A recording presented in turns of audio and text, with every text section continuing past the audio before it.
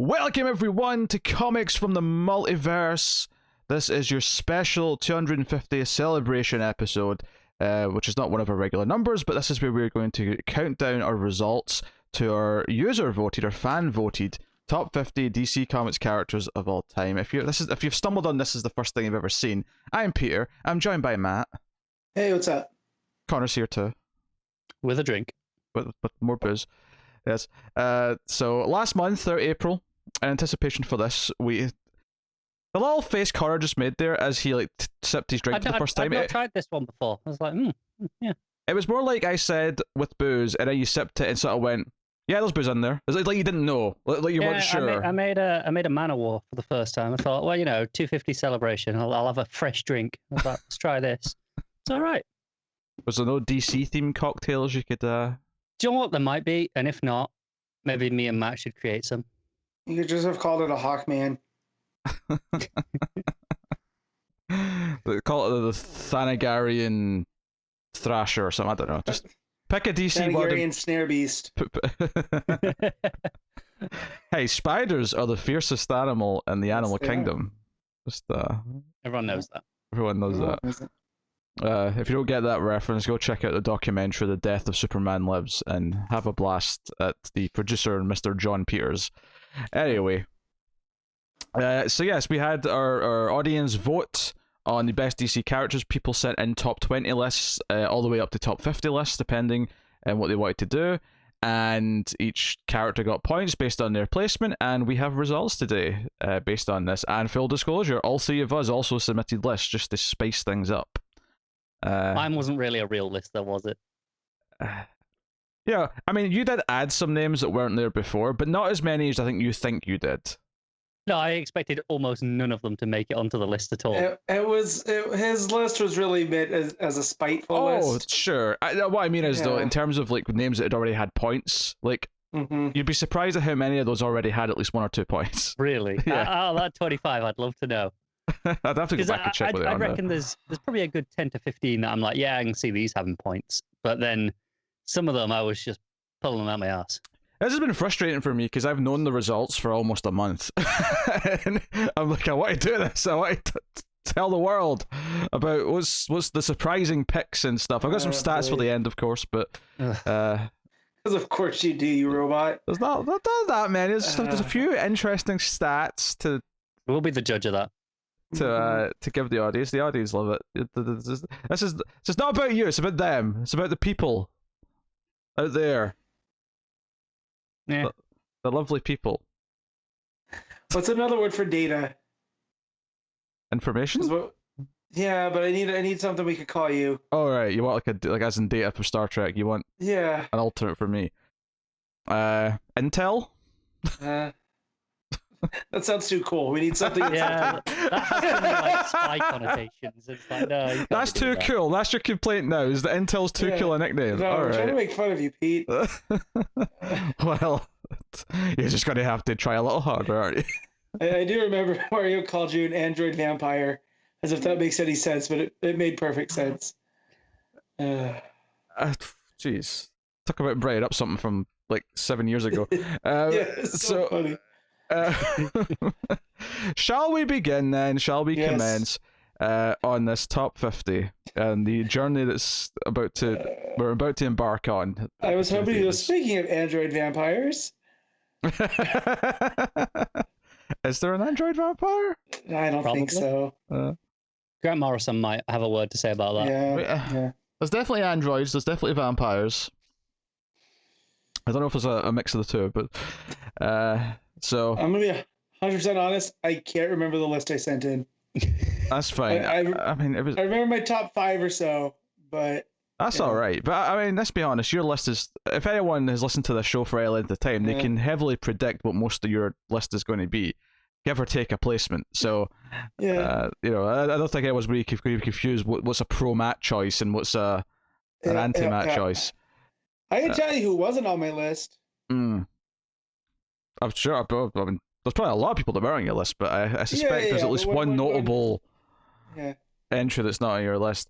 I have some thoughts and observations, but I'll save them until the list is revealed because some of these might spoil kind of like how well or bad some certain names did.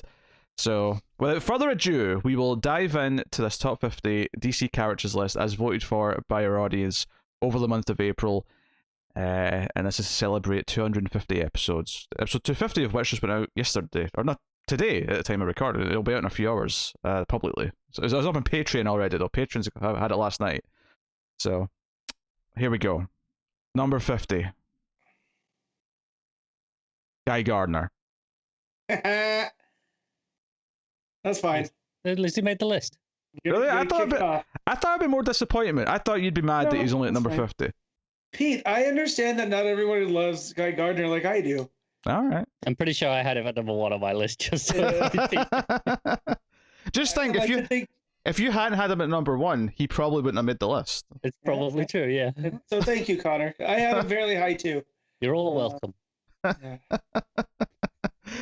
I mean, he's what? He's the well, he's the Matt. Let's be honest. He's the Matt of the Green Lantern trio or trio. Quadro. AKA great. He's the best. Definitely my favorite Lantern.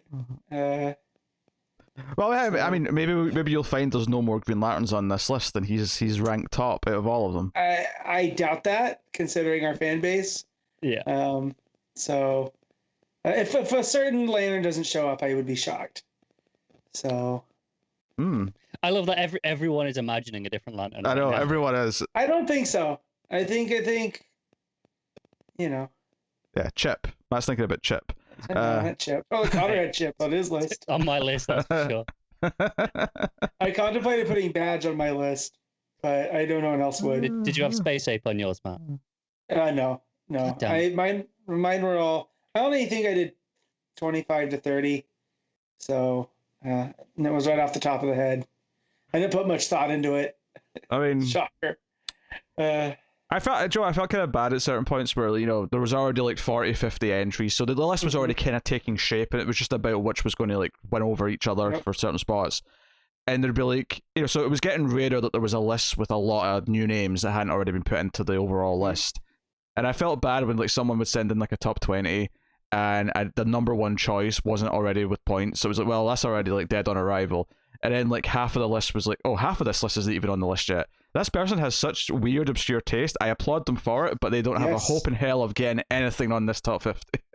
I'm sorry. After I set mine, I thought of at least 5 I could have added that weren't there. Like Cold Snap. You forgot Cold Snap, Matt. No. So I didn't forget Mrs. Freeze, though. A lot of people forgot Cold Snap. It's actually amazing just how many people forgot to put Cold Snap on the list. It's really quite baffling. But hey, it is what it is. Number 49 is Plastic Man. Fair enough. Okay. I can see that being on the lower end. That's the reaction you want. Fair enough. I mean, people like him. He's funny. That's about the sort of place I would have expected, though, to be honest. Yeah. Where if he was going to make it onto the list at all, I would expect it towards the bottom. What's your favorite thing about Plastic Man? That I don't have to read a book with him monthly. Oh, that stings. Really, though, my favorite thing about Plastic Man comes from they didn't realize they had elongated man, so they created a Plastic Man. No, it's how we rent. It's how we rent. Yeah. Was it the other way around? Oh, yeah, they didn't realize they had Plastic Man, so they created Elongated Man. There you go. I think everyone's favorite thing about Plastic Man should be Wang. Wang. That's way so Wang. That's so Wang. Yes. No, E.L. O'Brien. You remember the New 52 when Jeff Johns tried to tie his origin together, and I want to say it was right before Dark Side War. I don't remember this. No. I don't actually. No. It was in one of, I can't remember, but you see the crime in happening that he's working on, and he ends up getting covered in the goo and melting and then reforming. I don't think anything ever came from that. Was this in maybe one of the Secret Origins, Secret Files issues? It might have been. I don't remember, but pretty sure it was drawn by Ivan Reis. So it's a pretty high profile. I don't remember this at all, but I feel like there's still a reasonable chance I read it. Mm-hmm. Yeah. I mean, I like Plastic Man well enough. Again, he's one of those kind of like C-list characters who I enjoy when he pops up, and maybe one day he'll get the stage to really shine. But I enjoyed that Gil Simone mini that came out a couple of years ago. Yeah, it was Wang. I had fun with that. It was very Wang. But as Wang as you can get. Yeah. So, number 48 is John Kent, as in Superboy. John Kent. I will admit, this was the toughest one. Like everyone, because I made it very clear when we started doing all the entries that you had to be specific because there could be like confusions about who you actually meant. The name Jonathan Kent on its own was the toughest one I had to decipher at any given time because it literally could be two different people. Most people made it clear, but there was one or two that it was a little bit tough. I was like, oh wait, do they mean the son? Pa Kent? Or do they mean Pa Kent? Yeah. And most people didn't make it clear, but there was one or two in Firefly. There you go. Right.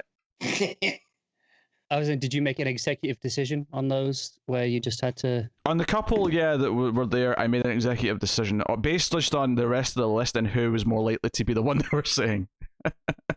It is worth mentioning, Pa Kent, well, he did get a few points. Like, even if I flipped, I mean, it might have taken, let's say I mistook a Pa Kent vote as a young John Kent vote, it might have removed John Kent from the list, but nothing was going to put Pa Kent on here. So right. If there's a change to be corrected based on one being unclear, that would have been it. But I think I got it right. I think I got it right just based on the information around it and who else they were voting for.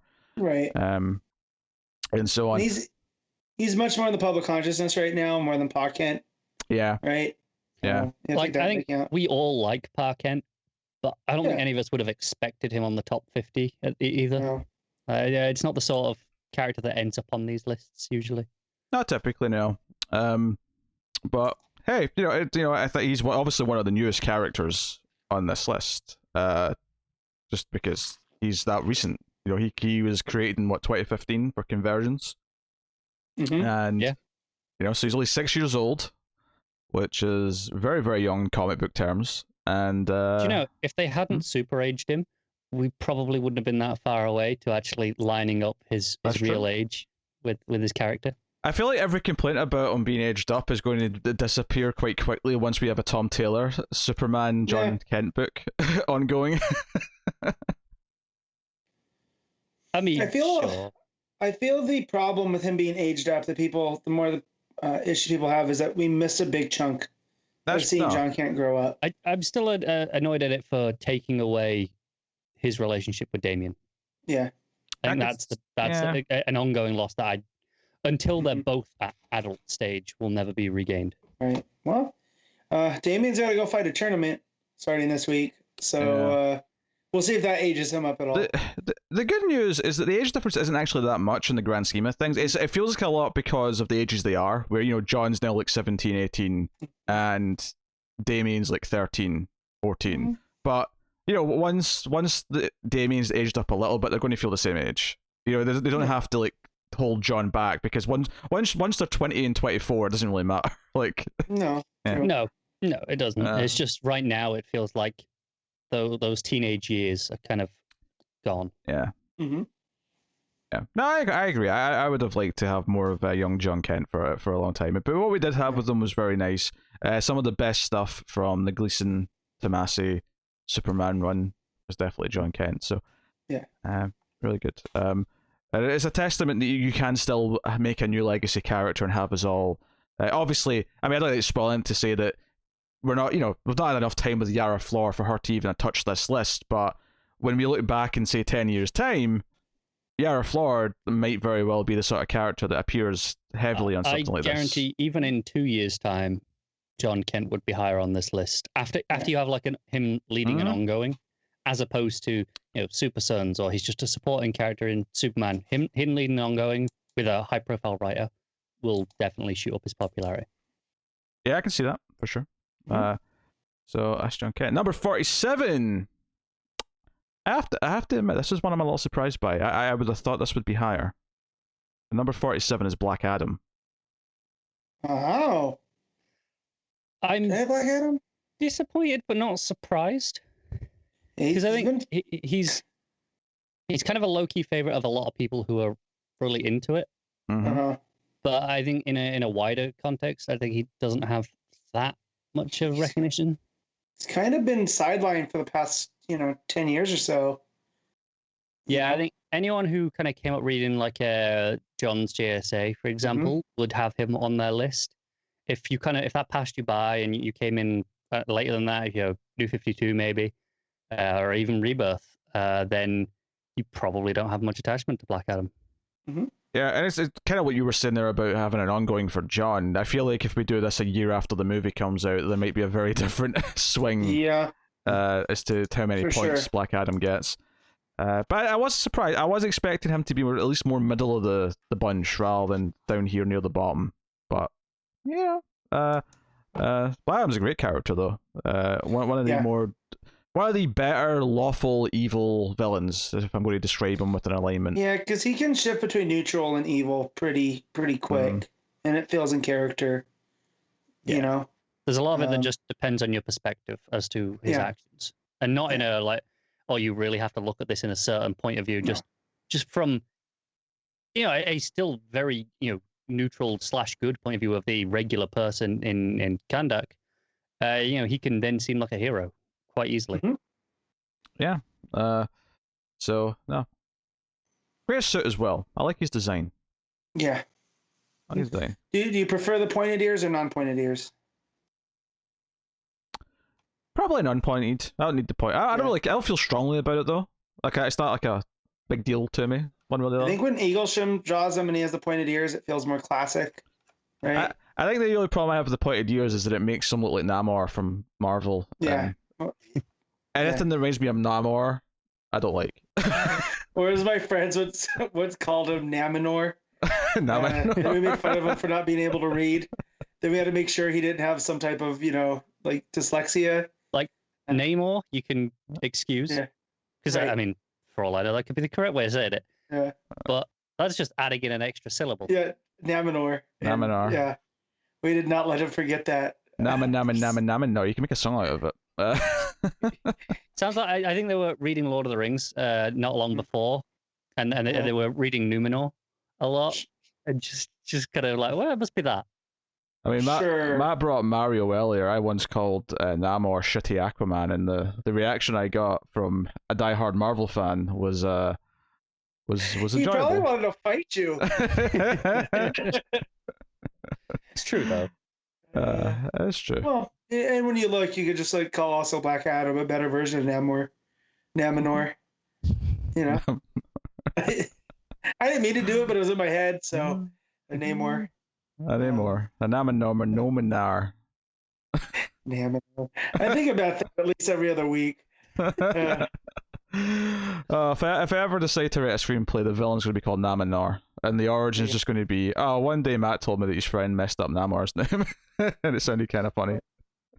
So yeah, Black Adam's number 47. 46!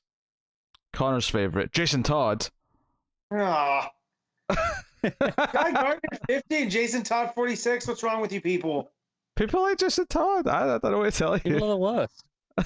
No, this came out a month ago before we had really good stories with him. So there's no to be fair, we had the good Future State ones. Do you know, I can already see the comment saying, like, Matt just implied there was not a single good Jason Todd story before last month. Name one. Hey, look, Matt, I kind of agree with you, alright? I didn't really like any of them, but... I'll give you an outsider's story, or not an outsider's, the outlaw story, but him by himself? Yeah, I can't think of any.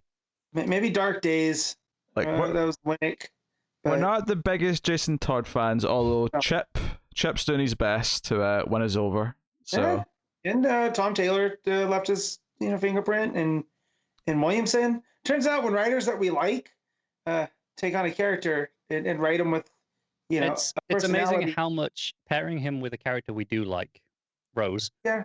In Deceased, which is then carried through to some mainline continuity.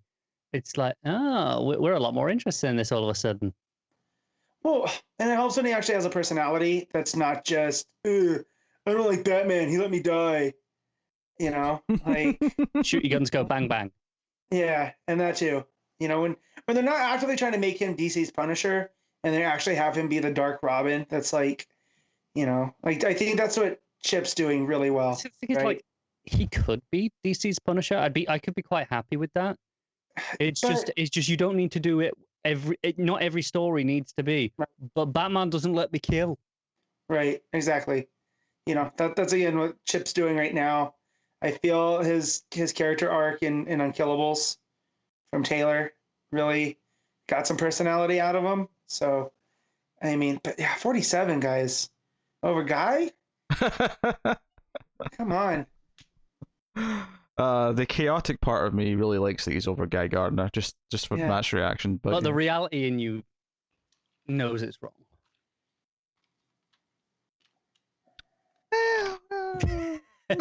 He can't bring himself to actually say it, but he knows. Number 45 is Reverse Flash, Eobard Thawne, specifically, just to make it clear which one we're referring to here. Again, this is what I mean. Maybe I'm not as surprised as Black Adam, but this was another one that I thought could have been a little bit higher. I think he tends to be an enjoyed villain. I would have thought. Yeah, especially recently. They've that. I would suspect, as a rule, most people will have more heroes higher up on their list than villains anyway. There'll be a handful of exceptions to that. Mm-hmm. But as a rule, I would expect that. So I would expect a lot of the big villains, but not the top tier. Your Lexes, your Jokers. Let's be honest, a lot of your Batman Rogues villains. They'll be the higher up ones. After that, I think they're more likely to be in the back half of the list, even by people who like them. Yeah, there's some logic to that. I like Reverse Flash a lot. I think, I mean, obviously there's something to be said of just being the evil version of the main character, right? Just being the opposite. But there's a reason why that works for some characters. And when you have someone as powerful as the Flash, it makes sense to have someone who is equally powerful, but just evil. Fast but a dick. Yeah, fast but a dick. Yeah. Well, his whole thing coming as a Flash fan to, him becoming his greatest villain. Yeah. That's a pretty fun arc. There's enough nuances in the character that I think make him super interesting. Versus, because obviously we have...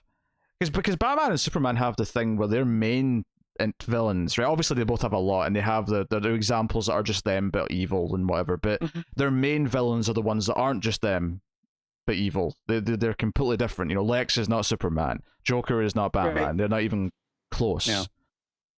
Well, they work because they're on the opposite ends of that spectrum, and they balance each other out. Whereas, I mean, honestly, I think it's kind of on the complete opposite of Barry.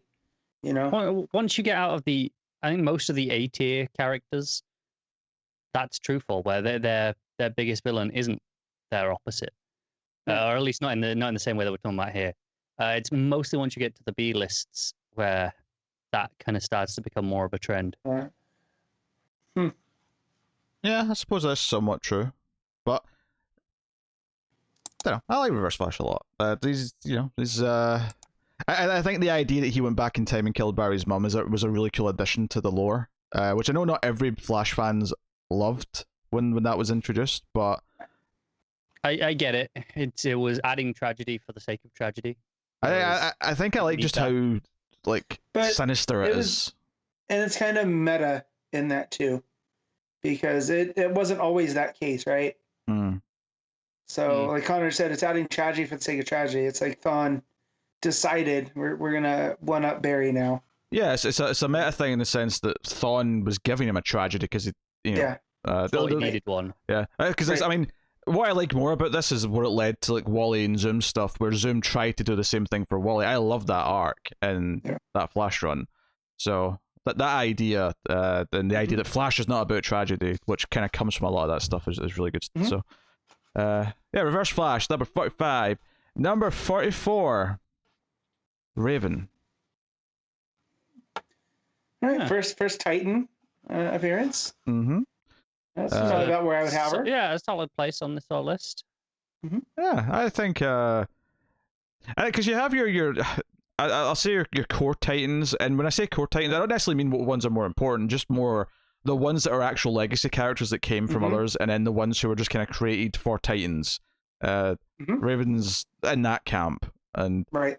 sort of made her, because her first appearance, I'm pretty sure, was the start of New Teen Titans, or New Teen Titans, right? so Yeah, because you have the ones that were sidekicks, and then the ones that were added with New Teen Titans. So she's one of those ones. I always liked her backstory, but there's not a one Raven story that stands out for me.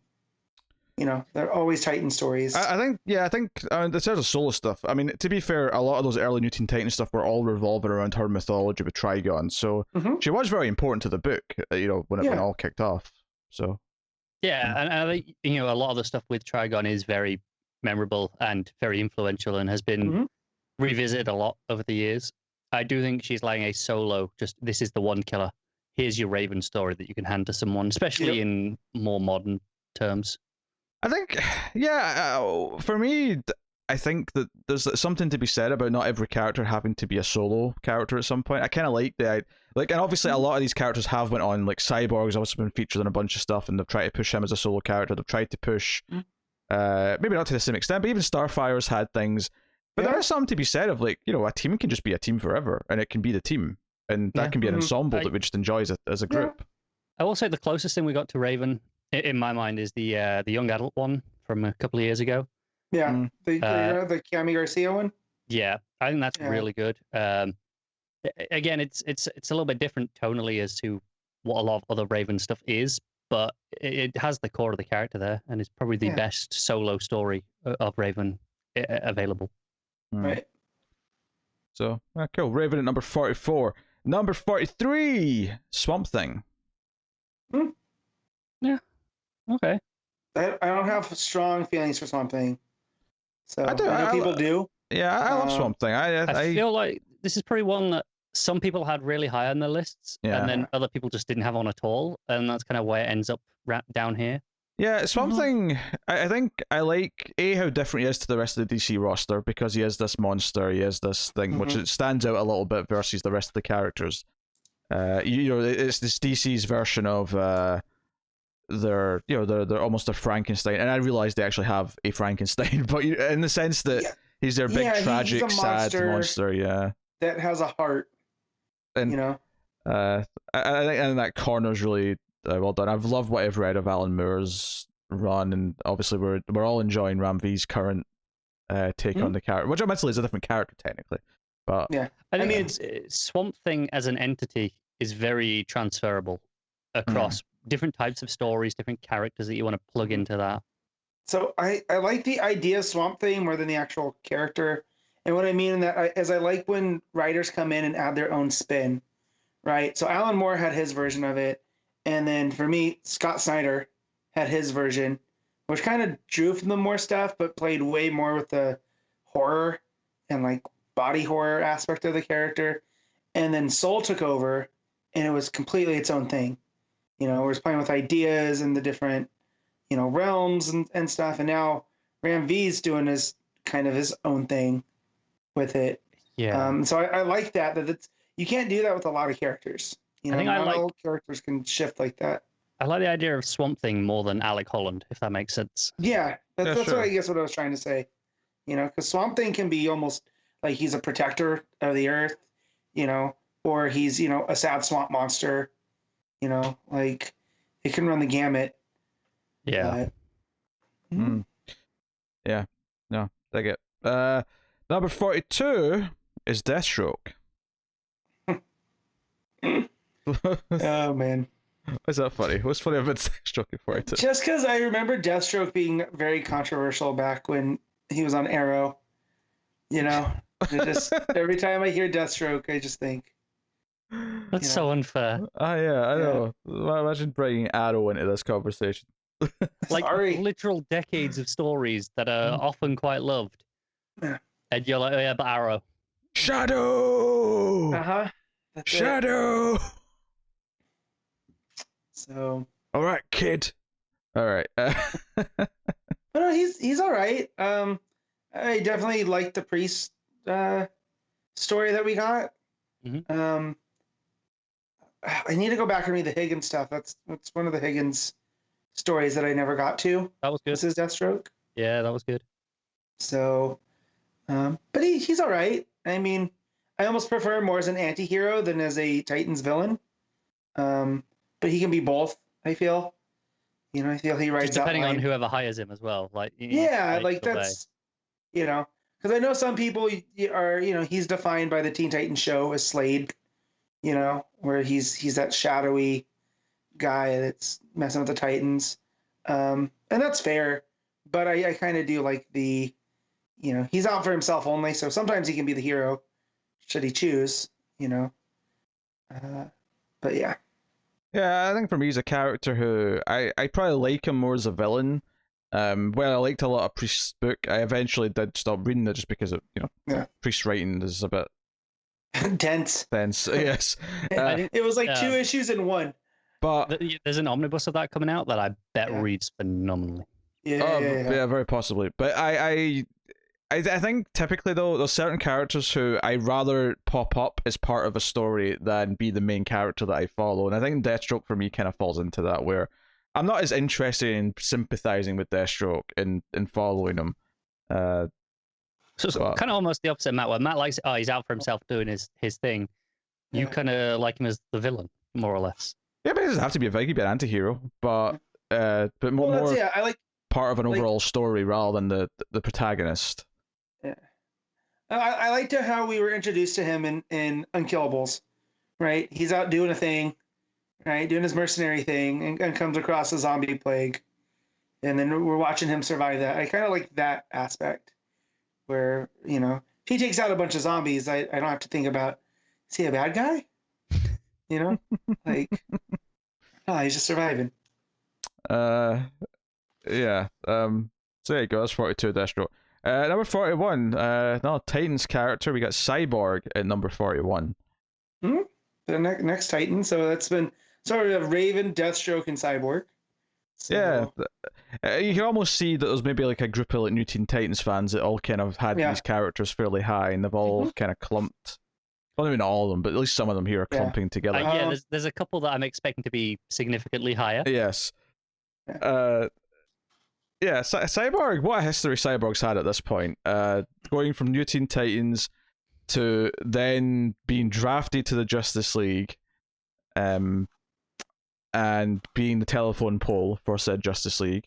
During Forever Evil, he had a really, like, in the Justice League, so he had the Forever Evil series, but then in the supplemental Justice League arc, that was all Cyborg, and it's probably my favorite Cyborg story, because it's him going through his origin and his issues with his parents, and him wanting to be a star athlete, but they wanted him to be be a scientist like them, and there was just a whole thing, and then he gets, reformed from that big chunky version of himself where the technology looked kind of, for comic book standards, it looked, older, and he was brought in sleeker, but then after that, nothing for a long time. But I was a really big fan of that. It was like 3 or 4 issues of him fighting. It's when he was fighting, what was that evil version of him from Earth 3? Oh, that was like the living virus. I want to say it was called something like Monitor or something like that. Yeah. Scan. No. I remember the thing you're on about now. I think it's safe to say that my favorite stuff with Cyborg is when he's interacting with other characters and he is part of a team. I as of yet, every Cyborg like solo book I've tried, which I meant is only like 2 because there's not that many, but haven't grabbed me. But I mean, that could just be a case of the creator, the teams. I mean, judging by how long those series lasted, I don't think they grabbed many people. No. I'm not saying it doesn't have the fans, because pretty much every comic does. But by and large, they didn't sell very well. No.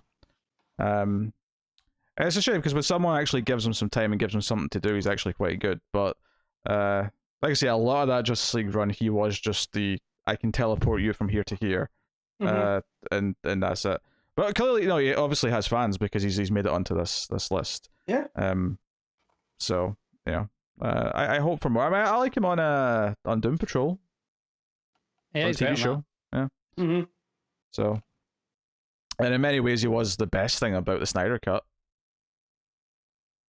It's a low bar. Yeah. So it is a low bar, admittedly. It is, and it's I don't know that it's super, like much of that. It's just a super dour version. Oh, sure. Of Cyborg. It's it's a very depressing. Yeah. So Snyder's take on it. The Snyder's take. It's a very Zack Snyder interpretation of everything. Because I mean, the version on Doom Patrol, he's like, he has issues, but he's working through them. He's not just staring off into the sky. Like we get a lot in the Snyder cut. To be fair, that's 4 hours long. There's a lot of people staring off at the sky for the duration of that movie. Yeah, but Cyborg does it a lot. Like, a lot. Like, he's very pensive. Oh, dear. I have to look out for that, but I'm never going to watch it again. No. So. No. Yeah. I guess the point is... You don't want to watch Justice is Gray? Oh, Jesus. Don't even start. I guess the point of this conversation more than anything is that Cyborg is a character who deserves more than he's had. Yeah. And I feel like a lot of his use and the politicizing of his use has almost been a detriment to just having some good stories with the character, and it's gotten in the way a little bit. In a lot of ways, I feel like this conversation is very similar to what we were saying about Raven, in that he's got a lot of interesting stories as part of a team. And every time they've tried a solo thing, it's just not quite landed. Yeah, because I know people are going to like be upset if I say things like Raven, Cyborg, and Starfire, belong together as a team, and I'm not really as interested in them as single characters or solo characters. But I don't think that's a bad thing. I think there's like, if I think of like movies and TV shows that I love, like there's so many characters who are only part of an ensemble, and that's okay. That's all I've ever liked them as. Starfire can carry around, but yeah. Yes. As proven. Yeah. I mean, even like, and I'm not saying it's impossible to take anyone and make them a headliner and make them be a solo star and ascend them to that level. But I wouldn't say like Roy Harper, for example, is someone for me who's like achieved that either. Like I like him, and I like when he's in stories with Ollie or stories with Titans or whatever. But he's one that is better off in a team. I think he's. I liked when he was like Arsenal and doing that stuff. I thought it was really interesting at that point. Mm-hmm. Yeah, but they just had no direction for him. That's why they killed him. I mean, that's a common thing in comic books. They run out of things to do for a lot of characters. And then some get left behind. Or some keep restarting over and over again because they're trying to find the thing that'll work, and it just doesn't ever quite stick. Alright, so Cyborg's number 41. Number 40 is Brainiac. Okay. One of the best villains in DC Comics, I would say. Yeah, I think this goes back to what I was saying earlier, that there'll be a handful of villains towards the top, but a lot of the time they come down. Because, I mean, the thing is, even if I was making a proper list, there are a lot of heroes that I would want in the upper tiers of my list that don't have a villain that I would have on mine. That's fair. I think Brainiac, as far as being a villain for specifically Superman, is that he's a very different type of villain in that his threat is something that for the most part can't be punched or can't, super strength can't be used against. And sure, yeah, if he finds Brainiac's central, core, sure, but for the most part, it's something that's spreading through technology. It's something that's affecting people. It's affecting machines.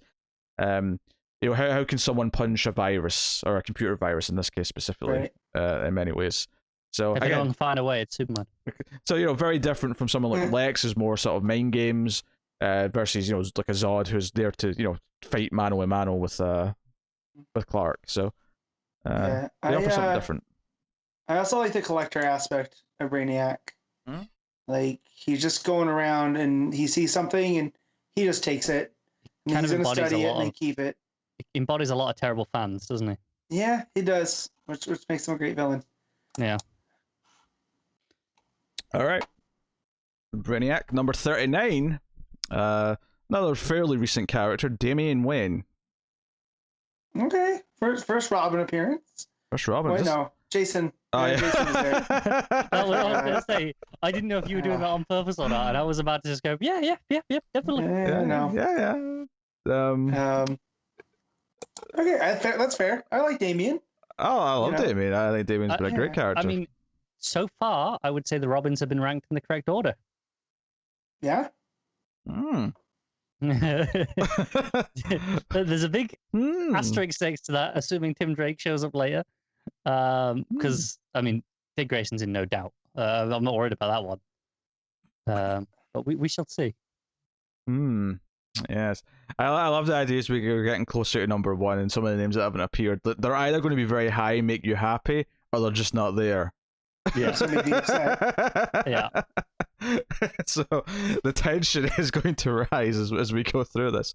Yeah, David's Interesting great. that he was brought in a similar way to John, right? Whereas there was a kind of story that was kind of out of continuity, but Morrison decided to make it continuity, and he's been with us ever since. And I think he's a good character now that he's been developed. Yeah, I've been rereading that early Morrison stuff recently. Yeah. And I thought it was clear he was a very interesting character from the start. I get why he was unlikable. I don't think he was supposed to be a likable character, but he was interesting and had a lot of room for development. And we have thankfully actually seen a lot of that development. I'd say the last couple of years have been maybe a little bit more unkind to Damian in that there seems to be a bit of like, well, what do we do with him?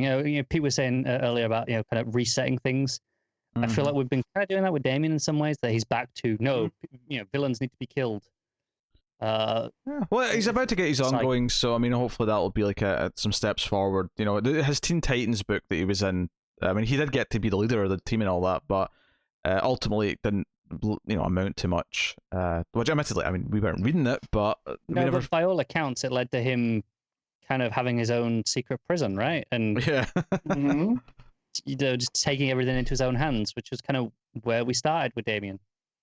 Which is something that I imagine will be a part of the continuity that we'll probably just choose to forget as time goes on and just not really care all that much. But I think he's a very entertaining character. He has the humor that comes from him being a little shit. His chemistry with some of the others, Dick especially. His chemistry with Stephanie Brown when those interactions happened were wonderful. I love his chemistry with Tim as well. I think he plays off all the Robins fantastically. The fact that he tried to murder Tim early on to take his Robin mantle. Yeah, so there could only be one. Yeah. He lives in Highlander rules. Yeah. I can definitely see the him being raised on that. Yeah. I can see him walking around with a broadsword. I mean, he's been taught more as a ninja. So, but I can still see Damian with a broadsword. He can hold his own. Yeah. Assuming he could lift it. He'll definitely try. And therein may lie the hilarity. Number 38 is Mr. Miracle. Specifically Scott Free, which is not surprising, but I mean, this is the thing. Would this name have even touched this list had it not been for that Tom King book? I don't think so. As a big fan of the It's Not the Justice League stuff, which he was a fairly big part of, I would like to think he would have made it on this list based on that, but in reality he would not have, because that was a long time ago and most people haven't read that. But I'm happy anyway. His stature was infinitely risen through that Tom King book. And it's wonderful stuff. And it made me love the character. I hadn't read much with him. I'll definitely read that Justice League run at some point. But everything in that book with him, the character development, his backstory, the history of how he was swapped as a child, raised on Apocalypse, all that stuff is super fascinating. It comes from all the New God stuff. It's hard not to be drawn into a lot of that mythology that's introduced. Yeah, Kirby really had a unique mind. Well, I mean, and he was borrowing from other mythologies, and that's why they're the New Gods. Right, but the way he kind of draws it all together and reinterprets it, kind of, presents it in a very unique way is pretty special. And his personality, I think, is particularly distinct, given what he went through. It'd be very easy to write that backstory and have him be this little angry, man, or what I mean? There's a very specific tactic to how he deals with his trauma and his pain and his sense of humor and his sort of depressed kind of nature. It would be ezy to have him be bitter. Yeah. And jaded, but he's not. Yeah, there's more because he could escape anything. Yeah. Right? So, yeah. He started with the most difficult place to escape ever, so everything else feels like a piece of cake, basically. That's exactly. That. Right. So, really cool. Number 37 is Donna Troy. More of these Teen Titans. Wow, I'm shocked about this one. Mostly because she hasn't had much to do for a long time. Yeah, I would say I'm probably Yeah. surprised that she's higher than the other Titans characters around this area. Mm. I'm not, but I'm not surprised she's on the list in general. But No. I would have expected her kind of lower than some of the others. Yeah, I mean, I like Yeah. Donna. Donna actually kind of falls into what I said about a lot of these other Titans, where I love her on New Teen Titans. I don't know if, like, I'm not saying she couldn't become, like, a replacement Wonder Woman and take the mantle and all these other things, but it's one of these frustrating things with a lot of these characters where at some point they moved on and Cassie became the next one, and then now they're moving on again, and we've got Yara, and it's like these past potential mantle bearers almost get left in the dust a little bit once we've got a new one that they all like. We're heading towards one day we're going to do a battle for the cowl. Yeah. for Wonder Woman. Battle for the belt. Battle for the lasso. Is there a word meaning battle that begins with an L? I don't think so. I'm trying to think of one for T for tiara as well. Yeah. Tussle for Tiara. Tussle. Damn it.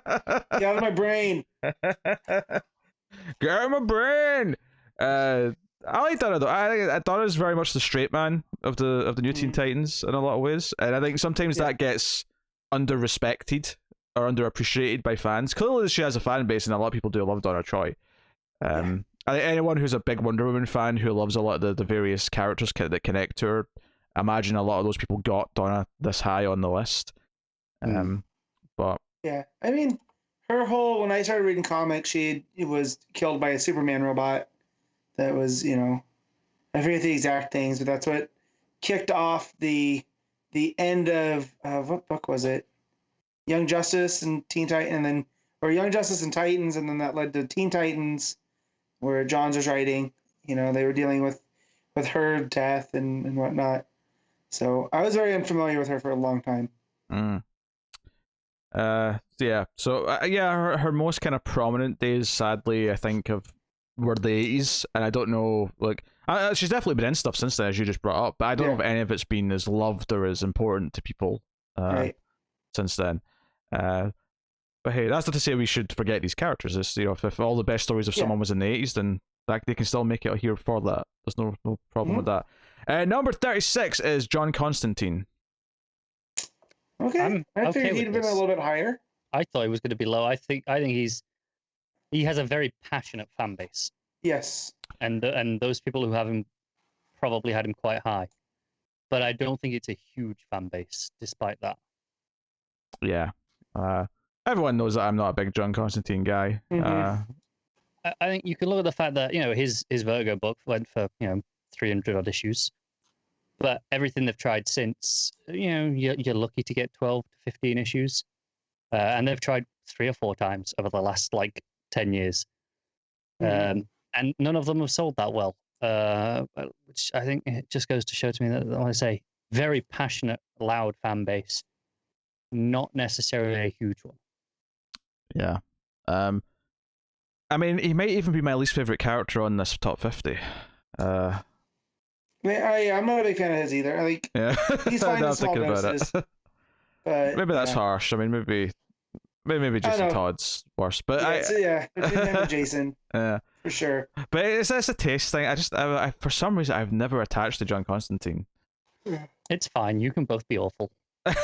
Well, look, I love Zatanna, right?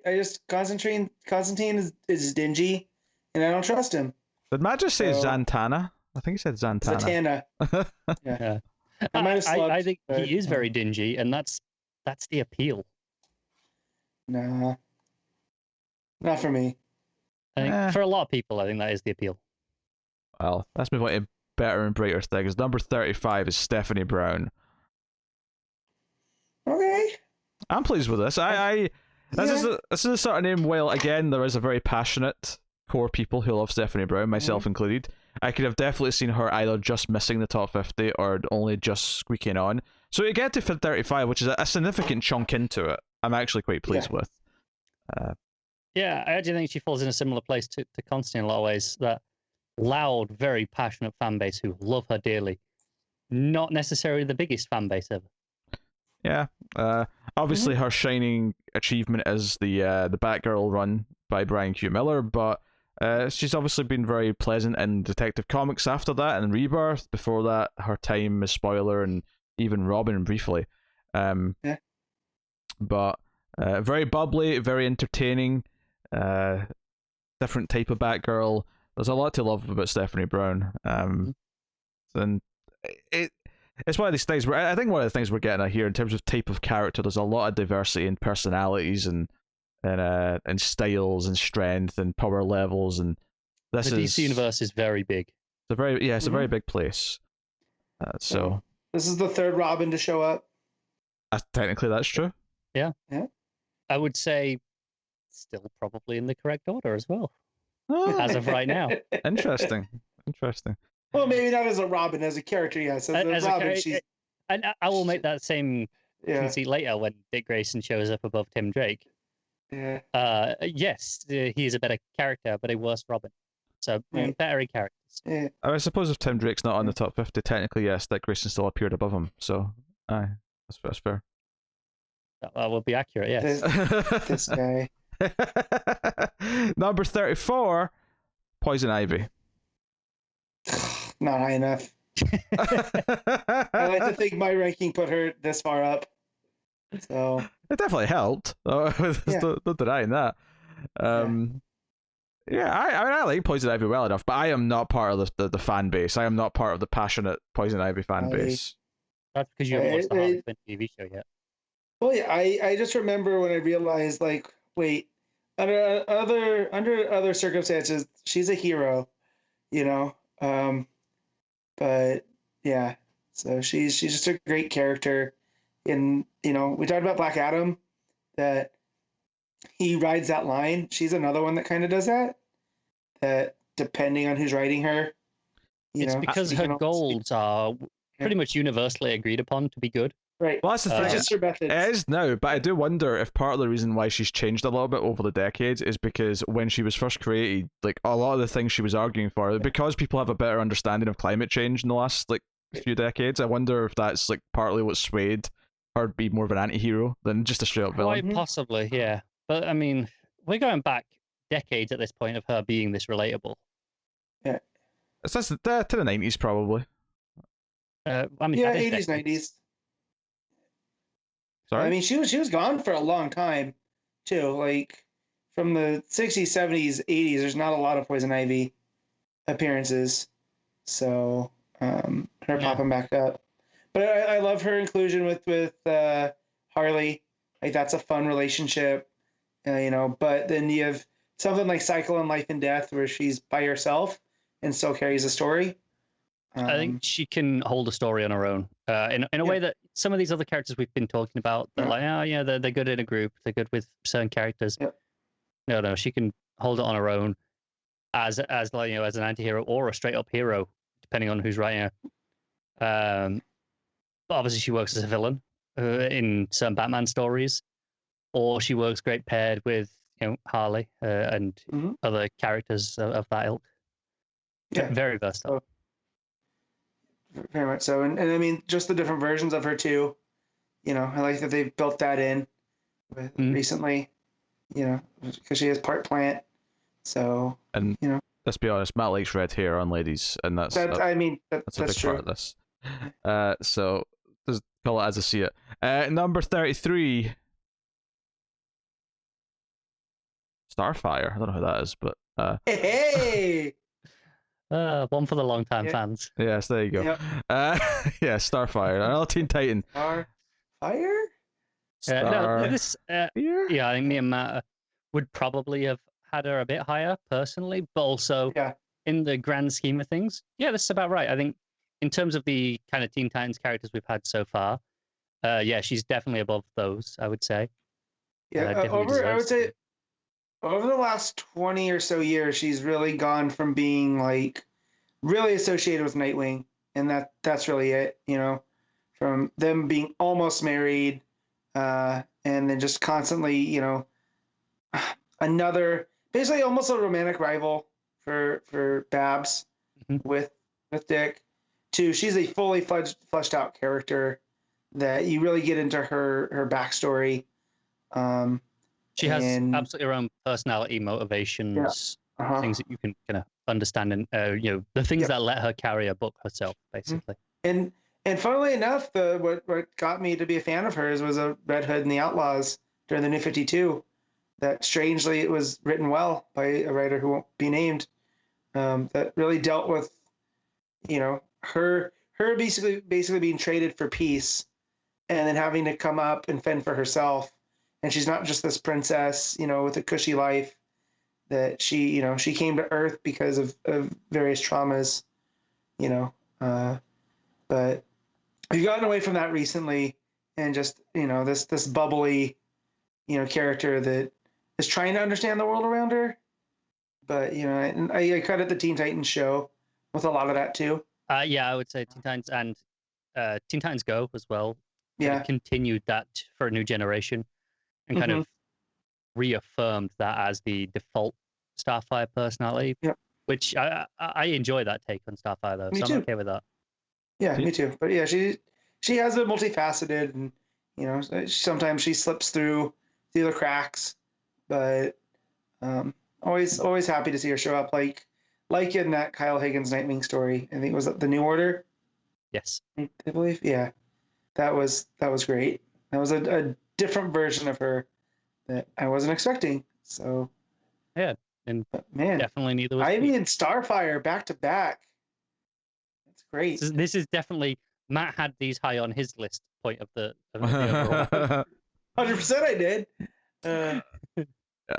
Teen Titans Go Starfire may be my favorite interpretation of her, to be honest. She is pretty great in that show. That show is so underrated. I guess it's another one where all my favorite Starfire stuff probably comes from New Teen Titans. Like, as part of that team, as part of that ensemble, her chemistry with everyone else, including Dick, as much as I am definitely more of a Dick Babs kind of guy. Did you ever try the Palmia O'Connor run towards the end of the New 52? The one that me and Matt love.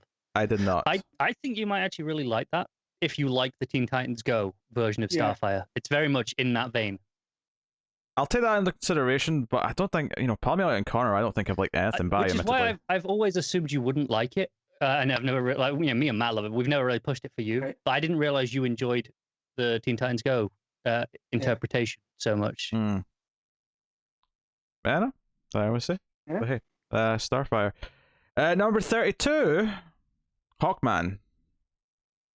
Hey, man, another one of mine. Yeah, and another one that I suspect is higher now than it would have been a couple of years ago. And while as always kind of had a fan base, I think coming off of a high-profile run that was pretty well regarded by anyone who read it. Hawkman, and part of this is just a coincidence, just depending on who submits their lists early on versus later. But there was a time early on after the first 10 to 20 entries where Hawkman was in the top 10 and took a while to drop out. And obviously he's dropped way under that now, but there was a little bit of time where there was a lot of Hawkman fans back to back early on who were ranking him highly. That tells me the people who submitted their lists early are likely the people who are fairly up to date with the comics, and are likely the people who had been reading that run. So it was kind of fresh in the mind. Okay, but Hawkman's cool. I have no. He's a character who I enjoy when he pops up. I enjoy his presence in a lot of stuff, team books, whatever. I'm not passionate for Hawkman on his own, but that doesn't say that I'm not willing to be swayed by.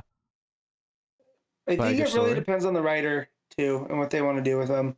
Because I definitely prefer the Carter Hall, falling through time Hawkman versus the space cop. So you prefer Indiana Jones Hawkman, is what you're saying? Yeah, shocker, right? Yeah.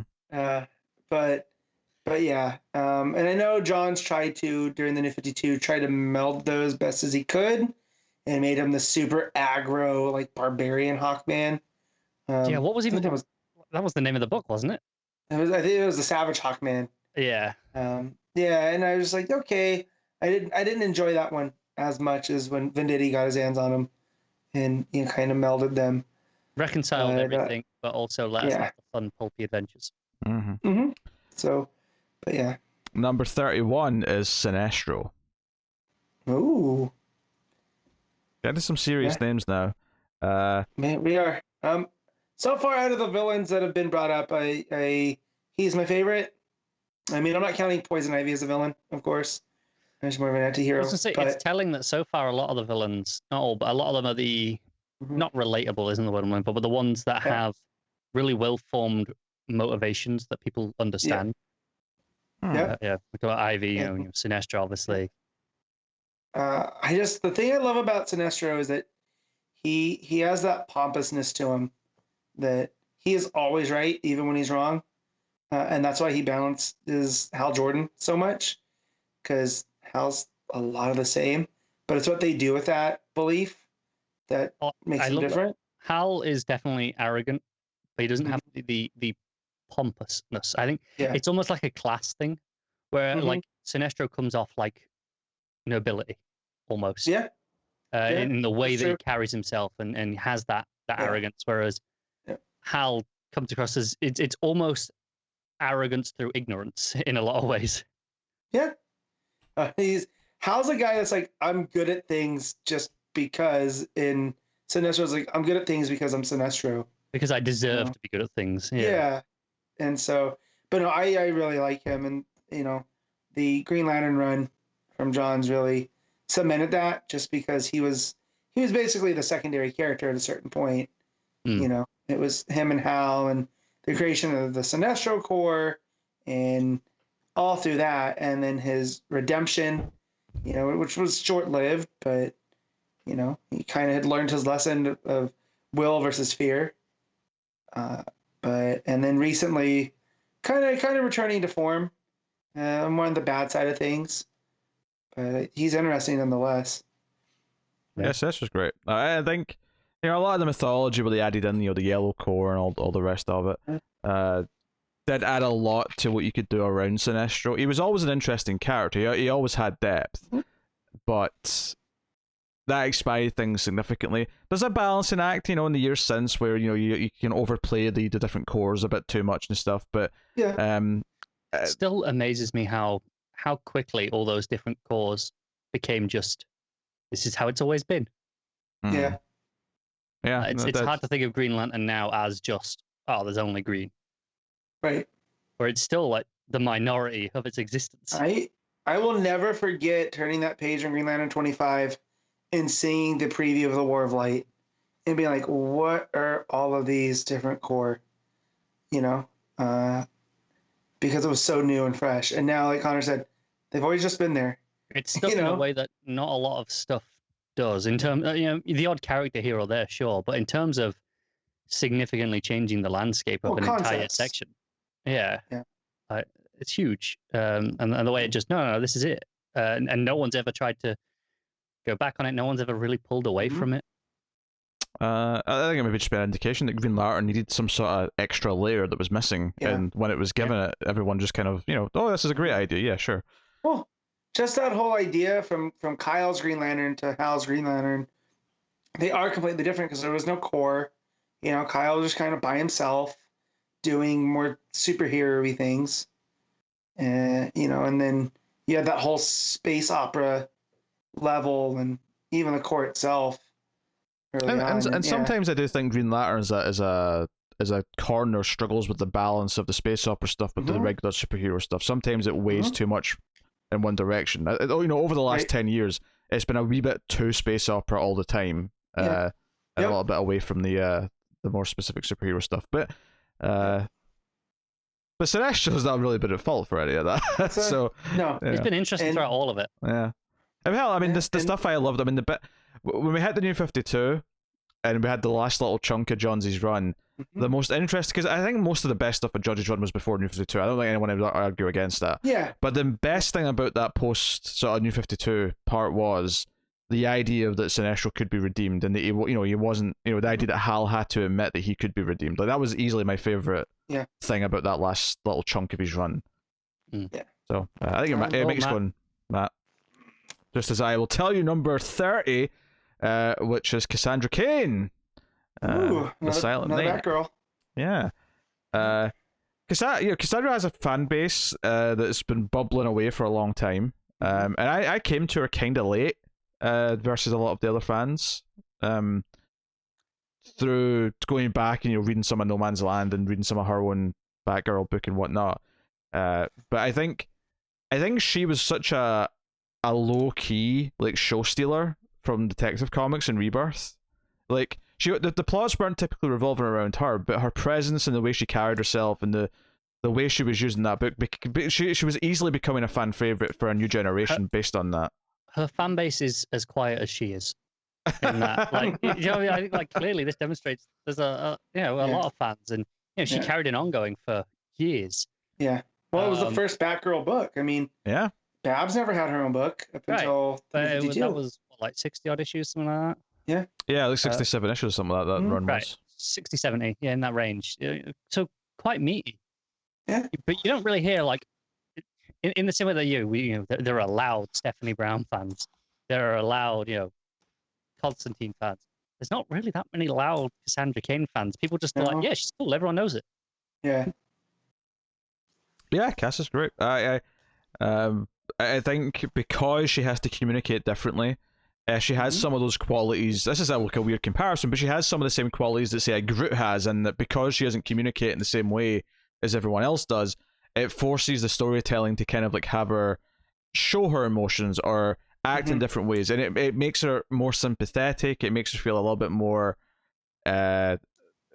innocent, even if she isn't in a lot of ways, because she is a trained killer.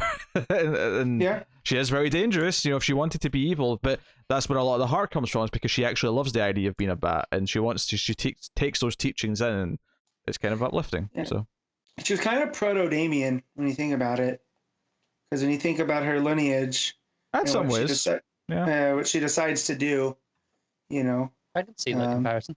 Yeah, a little bit, really good stuff. And Steph and Cass are both getting a little bit, a little bit of a nice position right now. Yeah, which is nice to see. So, it's cool stuff.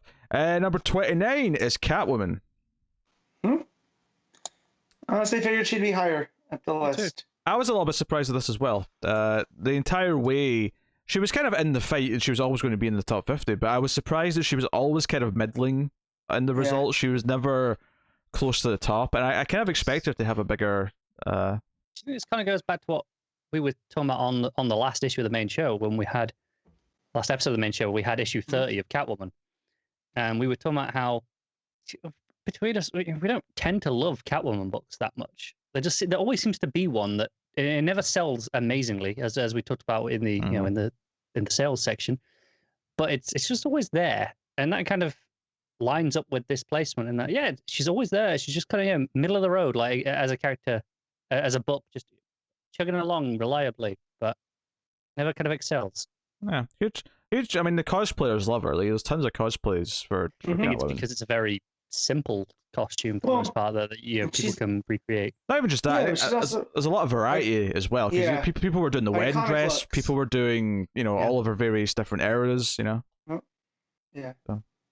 Yeah, she definitely always has a good design. Even though I don't like the current suit, the Michelle Pfeiffer suit, it is iconic. It is, and that's the thing. I think even those, like I say, they're quite varied, but all of them are at their core quite simple costumes. Yep. That people can create and make themselves without too much difficulty, unlike a lot of other characters. Yeah, and despite us talking about her popularity being kind of in this like sort of high middling range, that's not to say that there's clearly not a lot of good story, particularly because her stuff over the last few years, like even though King's Batman run may have went down towards the end, but a lot of the Selena stuff throughout in that first half especially was fantastic. The current book he's doing is great. The current Catwoman book is fantastic. Like, there's a lot of good storytelling with Selena Kyle. It's all over the place. There has been, for you, like going in towards the end of New 52. You had the Valentine run, which was all the mob stuff. That was great. Going further back, you got the Brubaker stuff. You got the Darwin Cook stuff.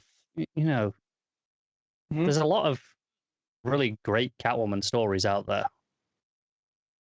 Yeah. So Catwoman. Yeah. Number 28 is Captain Marvel, aka Shazam. I said Captain Marvel first because if I say Shazam, you might think I'm meaning the wizard. So I don't think we would have done. Yeah, but I'm making it clear, damn it. I almost said that's Carol. She's not in this universe. Don't be a filthy casual. I mean, there is a reason why they had to stop calling him Captain Marvel. For sure. Like, he became Shazam, and I feel like she's a big reason for it. So, But I do prefer the Shazam name. I mean, it is a little unclear, but It's one of those things where I think if you once you get into DC Comics, you come to understand that both names apply to this character, mhm. and it's part of the learning curve. But some people have a really strong attachment to be like, no, this is Captain Marvel. And I'm like, I just don't care. yeah, I don't care that much either. But it's the kind of thing where I'm happy to use that name too, and it's not like I don't actively avoid it, but I also don't intentionally try to confuse matters if we're I think I probably at this point use Shazam more naturally than I do Captain Marvel. Yeah. Because like I was saying, because we have a Captain Marvel over at Marvel, and if I want to talk about that, that's the only name I've got there. I'm more likely to just say Shazam, just to differentiate it without having to specify to most people. Mm-hmm. Yeah, no, there's some fairness to that.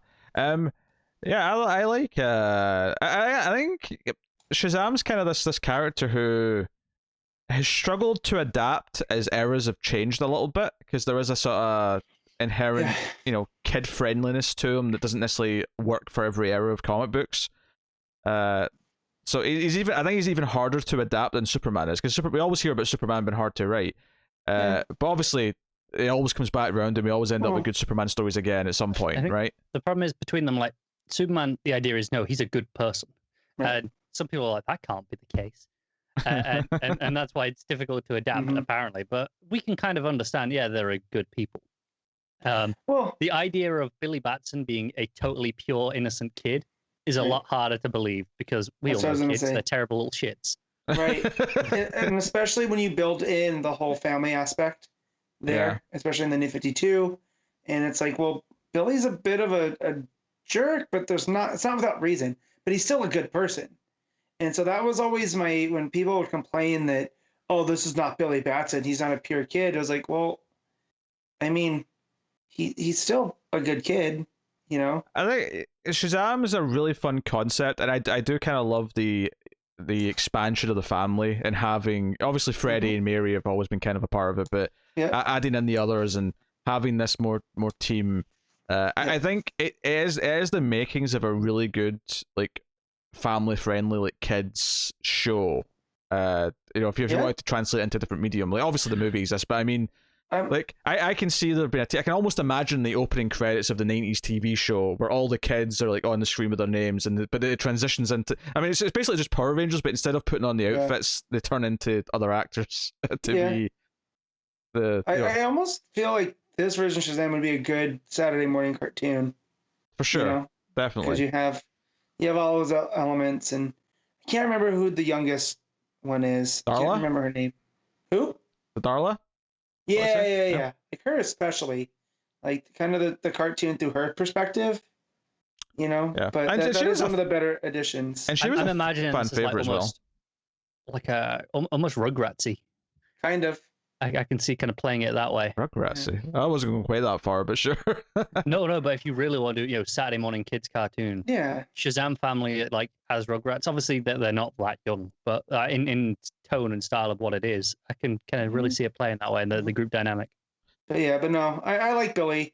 I feel that for the longest time he was just a JSA character and really not on his own for whatever reason, and then eventually, and I forget the exact stuff, but when we had Freddy rolling around in Shazam in the Trials of Shazam, I thought that was an interesting take on the character, but it wasn't the same. Like, it was just felt like something was missing. So when we got Billy back and that whole side of things, I was very eager to read it, and then it's kind of been up and down ever since. So it's a really different corner of DC Universe that I do wish we had, like, a more consistent book to spend time in. And in the book that we had there for about a year or so, or it was much longer technically, but because of delays, but in terms of issue count, it was about a year or so. It wasn't made up to the standards as we were hoping for, and really exploring that side of things as much as we would have liked. And I think Captain Marvel or Shazam for me is again, much like Cyborg in a lot of ways, where I think there's a lot of potential. I mean, I think I like Shazam a bit more than Cyborg, but in the same vein where I think there's a lot of potential that's not quite been tapped. And so I like the concept, I like the character. I don't know if he's quite had the the history of the stories where I would have him quite as high as this, if in my own personal list. I get that. But I do like the mythology a lot of the characters and all that stuff. So number 27, Booster Gold. Yeah, buddy.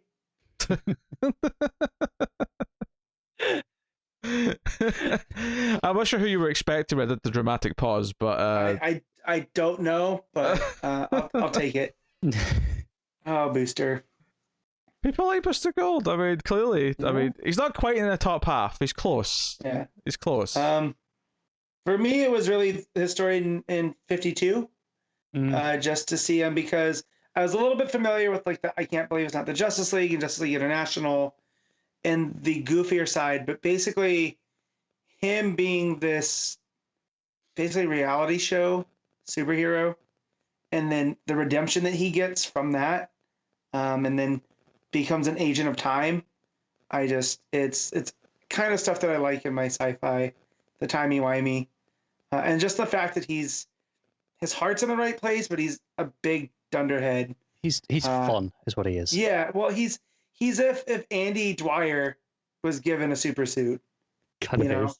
Yeah. So, and that's what I love. And then the fact that you can have Ted, counter that, and the fact that that's what we got, in 52 was a Booster out of balance. I think that's what makes it. But yeah, just his whole story and how it plays across DC continuity. I mean, I feel like it's uniquely suited for me. It is, and because of his time traveling, he can kind of pop up anywhere and interact with anyone. Like, they had an arc with him in All Star Western, crossing over with Jonah Hex in the early New 52 stuff. That was pretty fun. Yeah. I like Booster Gold just fine. I like him in 52 a lot, and I tend to enjoy him when he shows up. He was in. Well, I had some issues. There was that Batman arc in King's Batman where he was heavily featured, which got oddly dark in some ways. Got super dark and kind of not the Booster I like, right? Like, lost his fun. Again, yeah. Lost his smile, like Shawn Michaels. There he is. Let's not go there. I was gonna bring up some Bret Hart stuff and. Is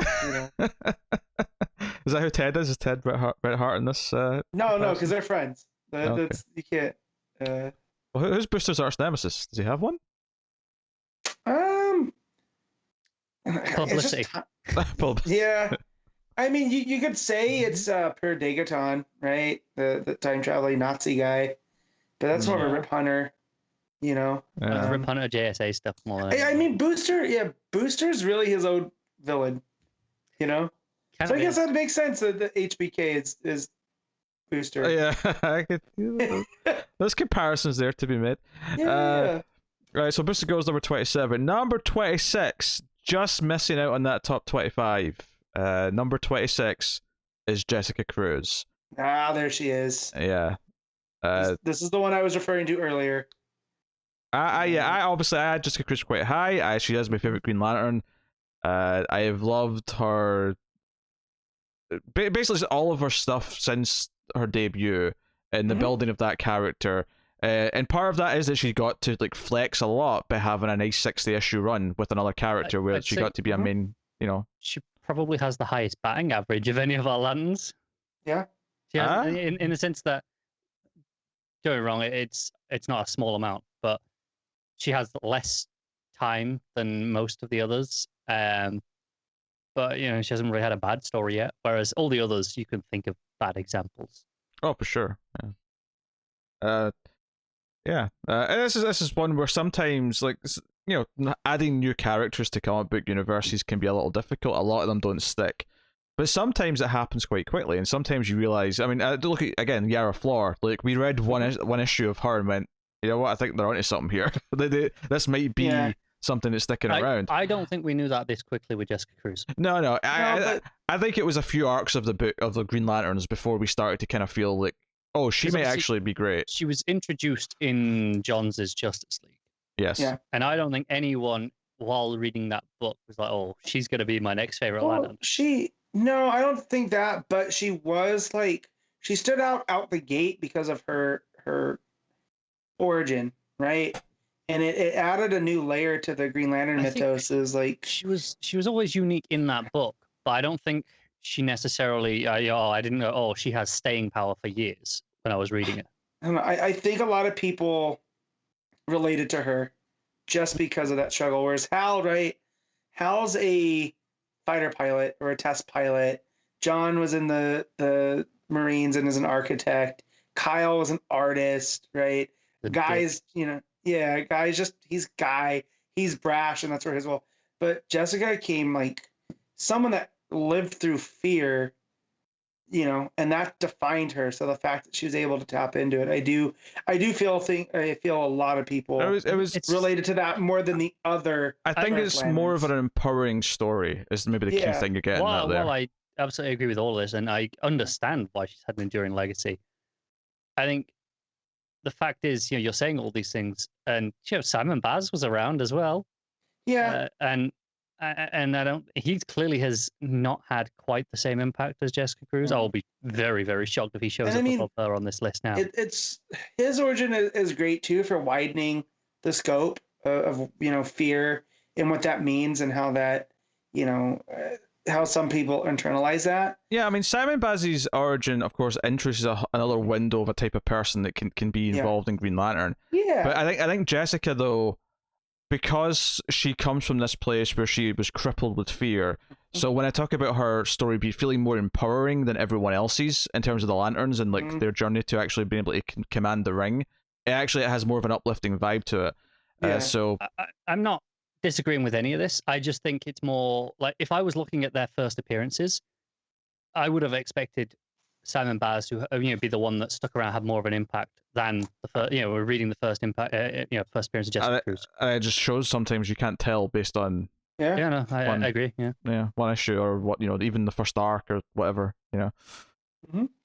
Might even take years sometimes for the actual kind of equilibrium of who's going to stick and who's going to have a bigger audience. Sometimes just because one creator's on a book and keeps using them on the same book, like they're part of one book, but it can run for 50 issues.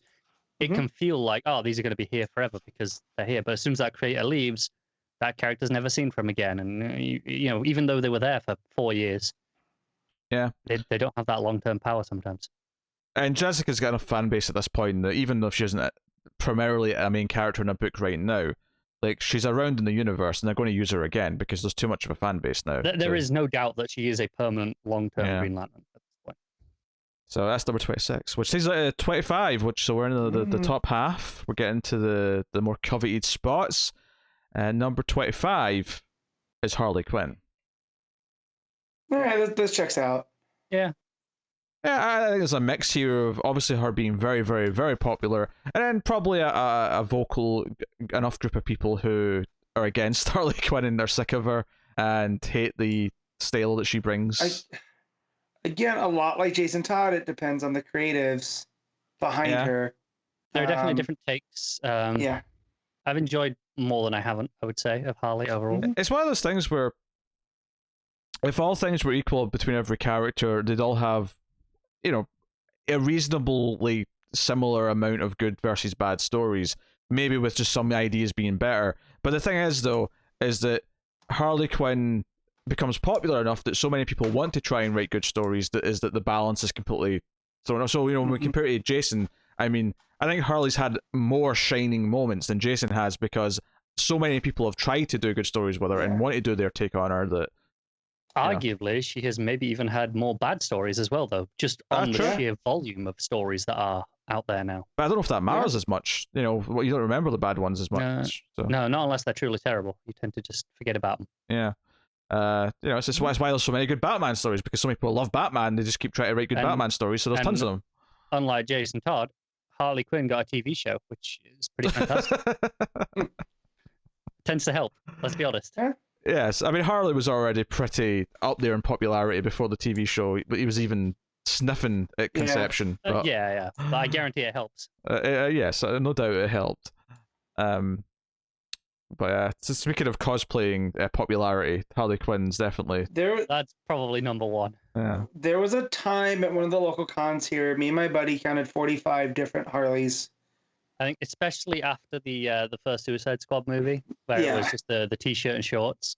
Yeah. Because that was so simple. Like everywhere was selling those t-shirts. Like you could just go into a certain. You didn't have to make your own. You could just go and buy one at like pretty mainstream stores. I do wonder actually when it comes to certain characters, like how much the cosplaying community starts like really getting into them. Like how much does that affect and add to the popularity? Because I think someone like Harley Quinn, even going all the way back to the 90s, I think very quickly cosplaying Harley Quinn became a thing. And I do wonder like how much of that almost spreads more interest in the character because people are seeing Harley Quinn's walk around. It just helps with exposure and just feeling like, oh no, this is a character that I should know almost. Well, I mean, she got her own movie before a lot of other Batman characters. Yeah, I mean, versus someone like I was looking on the list here, Sinestro, like harder to cosplay Sinestro, right? And Sinestro didn't necessarily need that push. But maybe that's why Sinestro's not more popular than Harley Quinn, because there's not as many people painting their skin like a weird kind of pinky color and and it ties to Batman and Joker and I mean that helps too, obviously. Yeah. Connections do help, but Harley Quinn and Harleen was so phenomenal that I like how Matt there just boiled down to it's not what you know, it's who you know. Yes. Essentially. Sometimes I do think that's where it started from, but again, as someone who's warmed up to her through Harleen and through the show, and then Tynan's take on her right now, it's until Harleen, I would say Pete pretty much hated Harley Quinn. I hate the character. I liked her as a character to pop up in stories. You hated she was reading a lot of it though. But she was easy to, I don't say ignore because that sounds too harsh, but like if me and Pete didn't want to read that Harley Quinn long running book, it didn't impact anything else in DC. That's true, yeah. Yeah, no, I mean, I didn't hate the character of Harley Quinn. I never did. Yeah. That is absolutely putting words in my mouth. Like, I liked her when she popped up in Hush, when she popped up as the Joker's like sidekick, or when she popped up in the animated series. She was fine in all these roles, but I was never that interested, at least, and from what I tried, any take where she was the main character. Harleen was the one that said, hey, you can do a psychological torture story about how her turning to this, like, evil side because Joker's this influence and how he gets in her head and like, oh, this is interesting, there's actually something here, this is not just Deadpool jokes. Right. Or Riley Rosmar. That helps. Yep. I'm looking forward to that. I'm not reading the first one, by the way. Jumping to issue 2. I don't know, did the patron ask you to issue 1? No, I think that's why I'm assuming it's just this new one that's coming out. Nah, I think I asked and they said yes, start issue 1. You never told me that. Let me double check. I'll double check after we're done. But I'm pretty sure you might go back and start issue 1. Okay, fair enough. Yes. All right. Where are we? Number 24. John Stewart, another Green Lantern. Okay. Here. So. Again, not surprised by this one. Like I said, for multiple generations, this is their Green Lantern. Yeah, if you go up with the Justice League animated show, if you were reading Green Lantern in the 70s into the 80s, there was a lot of John Stewart around that time. And then between that 70s and 80s in the comics, 90s for the TV show, that's a good amount of people. And then, of course, coming back to like being part of the.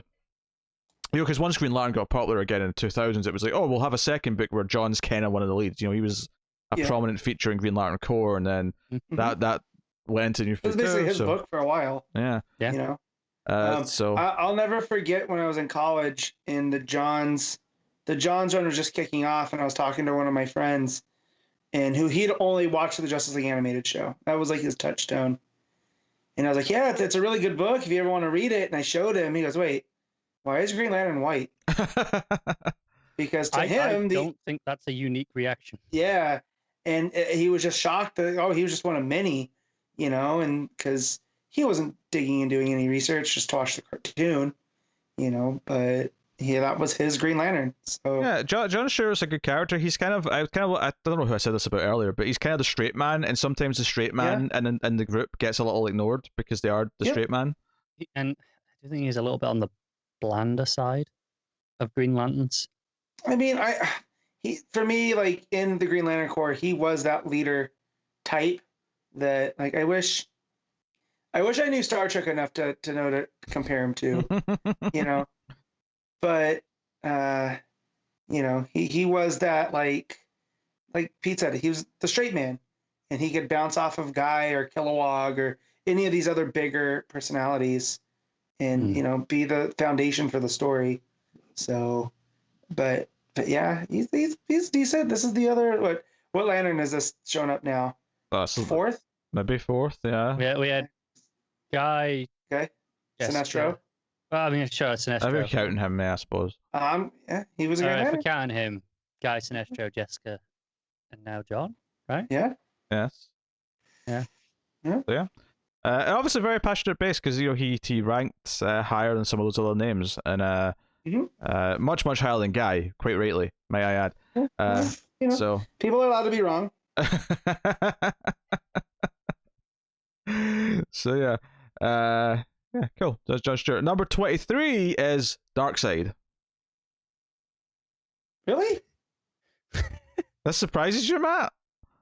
Yeah, Darkseid. I don't find it particularly like interesting, really. Like, I mean, all right. He's ultimate space Hitler. What's not to like? As a villain. That's a weird sentence. Yes. Yeah. What's not to like about that being your big villain is what I meant by that. Clearly. I don't know. Maybe because he's surrounded by like more colorful villains like Todd and Granny Goodness, the Furies. I'll give you Granny Goodness, but he's more interesting than Todd. Come on. Yeah. Not Todd. Who's the guy that's the propaganda? Godfrey. Okay, sure. Where's Godfrey? And like I don't know. There's just these bigger characters. I'll tell you this right now. If Matt says Steppenwolf, he's done. Kick him off the show. I'm a huge DC fan, and the inclusion of Steppenwolf in that movie still befuddles me. Like you have numerous other new gods. Does it matter which design they went with, Matt? No. What's so funny about it is that I think a lot of DC fans, like, they hear who the villain in Justice League is going to be. They say Steppenwolf, and you're like, it's basically that moment from Guardians. Be like, huh? that band from the 70s? Steppenwolf. Weird flex. Steppenwolf. Okay, no, he's got a cool design. He is big. He's intimidating. He's presented as the biggest bad that takes on the Justice League, takes on Superman. You know, I get it. I you know, it's maybe less of a character appeal and more of like an aura and a design and all the mythology that surrounds him. Like, there's a lot of things going into this beyond just. I actually think you kind of hit it on the head and just saying Darkseid sums up a lot of his popularity. Like, it's not about this story or he's that villain. It's just no, he is. He has that presence. So that's neat. Darkseid is number 23. Number 22. Kale Rayner. Connor didn't work. Look, I'm pretty sure our audience did this just to spite me personally. Yes. Hey, look, believe it or not, Kale has a lot of fans. No one can have a fan of that crab mask. Kale has a lot of fans. Look, you just have to accept it that he is great. Never accept it. He's expressive. He has that glorious crab mask. And if you're watching this and Rayner's your favorite Lantern, I want to know your favorite story so I can read it, because I just don't get it. And I'm not saying this just to be a jerk, but I just like with Kai, I get it. He was a Lantern at a time where people started reading comics and stuff.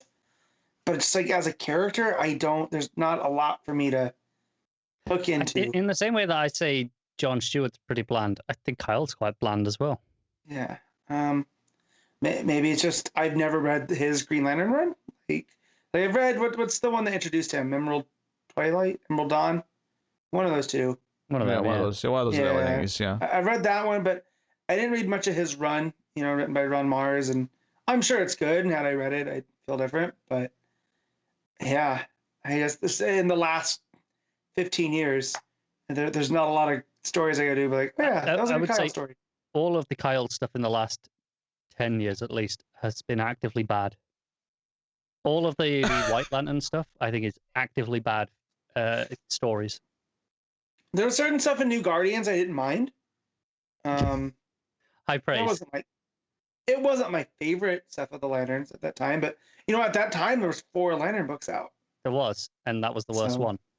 Yeah. Hey, like, for a lot of people, the initial run in the 90s, or even maybe his inclusion in Morrison's Justice League might be, JLA might be a big factor here. That could be also rereading that at the minute, and I'm like, I don't get it. I do not see the appeal of.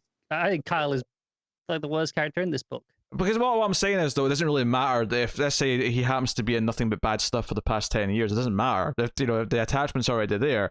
There's plenty of characters who have not, because we were talking about some of those Teen Titans characters where they haven't really had much to do or had a lot of good stuff in the last 20 years. But it doesn't matter because the attachment's already there from Teen Titans. And Kale might fall into that. I like Kale a lot. And we know you're terrible. And that's just the way it's going to have to be. The crab mask still, though, I don't get it. I don't know why that was a thing. I don't understand why Pete actively supports. Yeah. Oh, it's great. I also like his overall suit design. In fact, one of the biggest crimes is a couple of years after Rebirth, they revealed a lot of the early concepts for Jessica Cruz's outfit, and half of them were a lot more Kyle Rayner looking. I thought, damn it, they should use some of those. Yeah. I do like his suit. His suit with the the black and white with the lantern symbol up on his up here. That's a good look. It would be better with a big collar. No. Make it more You're like like Alan Scott, big collar. No, like Guy Gardner collar. No collars, especially, and definitely no V-necks. Right? I have outlawed V-necks in comic books. Sick me, bro. No V-necks. All right, Kyle's at number 22, which has successfully upset these two, which is good news for me. Number 21. But I don't. I had to triple check that this was a DC character. This one. Uh-oh. I had to double check. I triple checked, and I'm still not convinced. But number 21 is someone called Connor Kent. Hey, y'all pulled through. Way to go. I remember him. It was so close. It was so close to Kale being higher than Connor Kent, and I just the fact that it landed this way is so upsetting. He's not. So all we need now is for the next one to be Tim Drake, for this to be the funniest list ever. Yeah. Not even like I need Tim Drake here now, but it would be the funniest thing ever if it was. Yes, Connor Kent exists. I guess he did show up in the 90s at some point. I am glad that both John and Connor have popped up on the list. I have to admit, I am a little surprised that Connor is this much higher than John. Well, I would have expected it not to be as wide a gap. I think it helps that in recent years he had pretty strong appearances on Young Justice when he didn't have any good comics or any comics at all. Right. He was still being represented somewhere. Pretty damn well. I think that helped. Yes, but I mean, I do recommend if anyone wants to read more about Connor Kent, Scott Lobdell's run's really good, so go check out that. Do not. That's not Connor Kent. That's Connell. That don't count. They wiped him. There's a whole thing with John Lane Kent. It's confusing. Don't do it. He's lying to you. If you want to read it good, there's a John started it, but Lemire took it over, an Adventure Comics run. Oh, that is good stuff.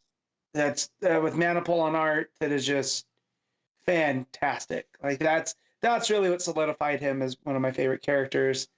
It is a shame that Young Justice by Bendis ended up being a bit messy and aimless because it was kind of where his comeback was properly held.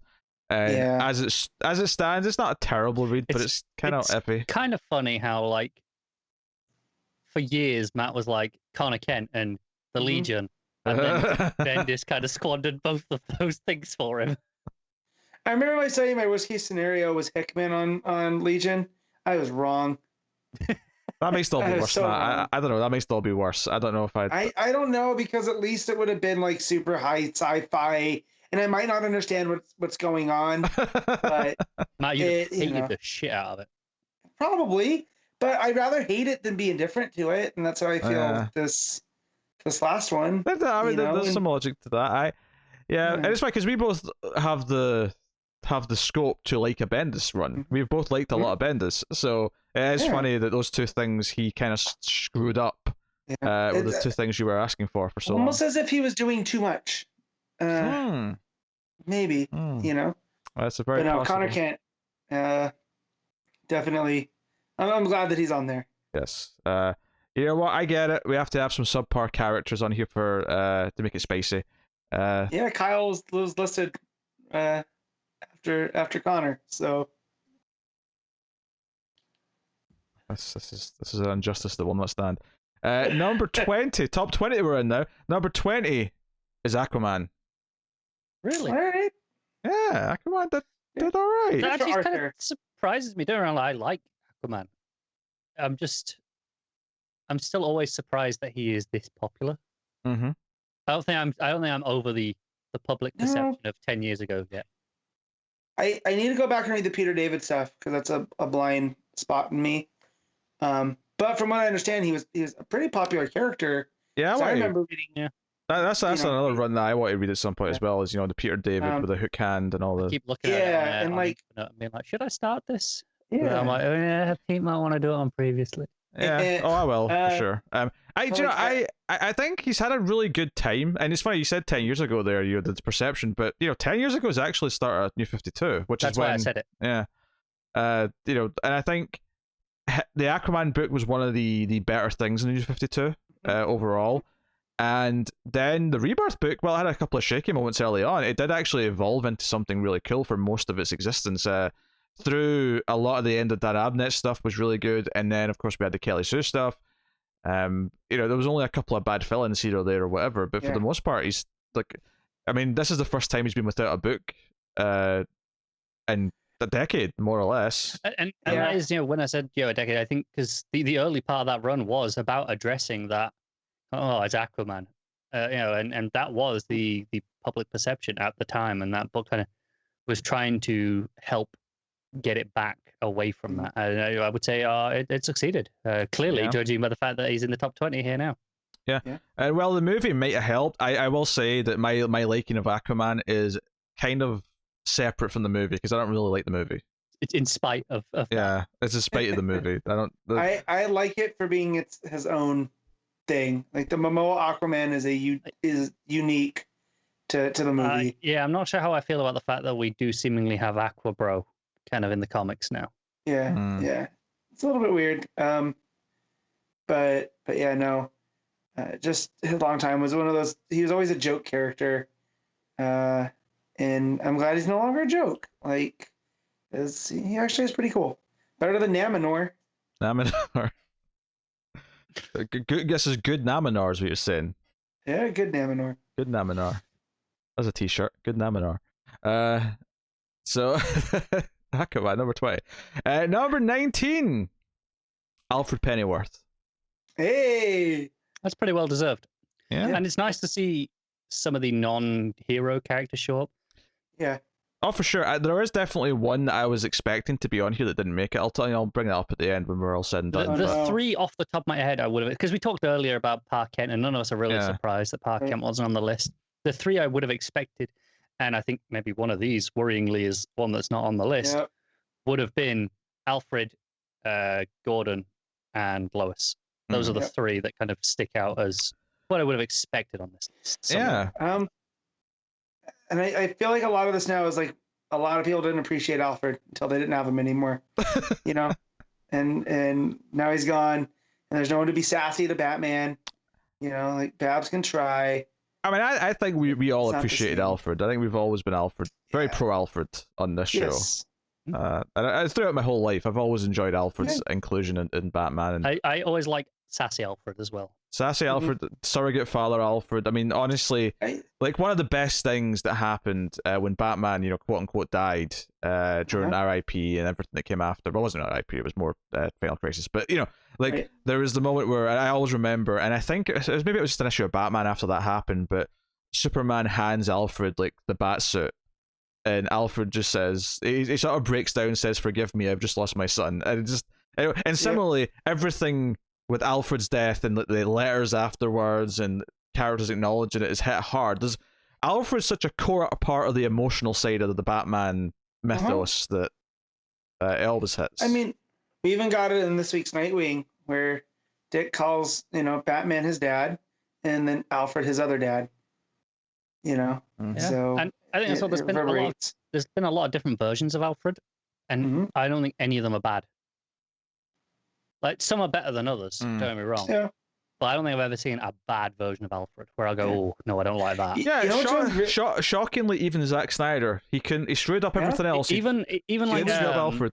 it wasn't that much of a love show. I'm quite a fan. I have a soft spot for it, but the Beware the Bat show. Okay. It was like the 3D animation. It was a bit rough looking because of they were kind of trying something different. That had like kind of ex-military Alfred. Yeah. But still really good. The one Alfred, and it's out of continuity, but it's the from the Earth, the John's Earth one Batman, where we get very different. Yeah. We get introduced to him, and he's meant to be like a head of security for the Waynes, but he sees this little boy, mourning the death of his parents, and he looks at him and he goes, "Who are you?" And Alfred gets down on his level, and goes, "I'm your butler. I'm here to take care of you." And like that right there, that one hit. That's to me the soul of Alfred. Actually, Joe, even that version where on a surface level is like, it's a very different Alfred. It still hits the point. Yeah. I guess technically the only one that I know I don't like is the TV show one from Pennyworth, but it's also obviously a very different time in the character's life and all the rest of it. I'm not even sure I would say I dislike it. I haven't seen enough of it to form a real opinion. I'm sure I dislike it. So, number 18 is Zatanna. Yeah. Happy to see this high, actually. Yeah.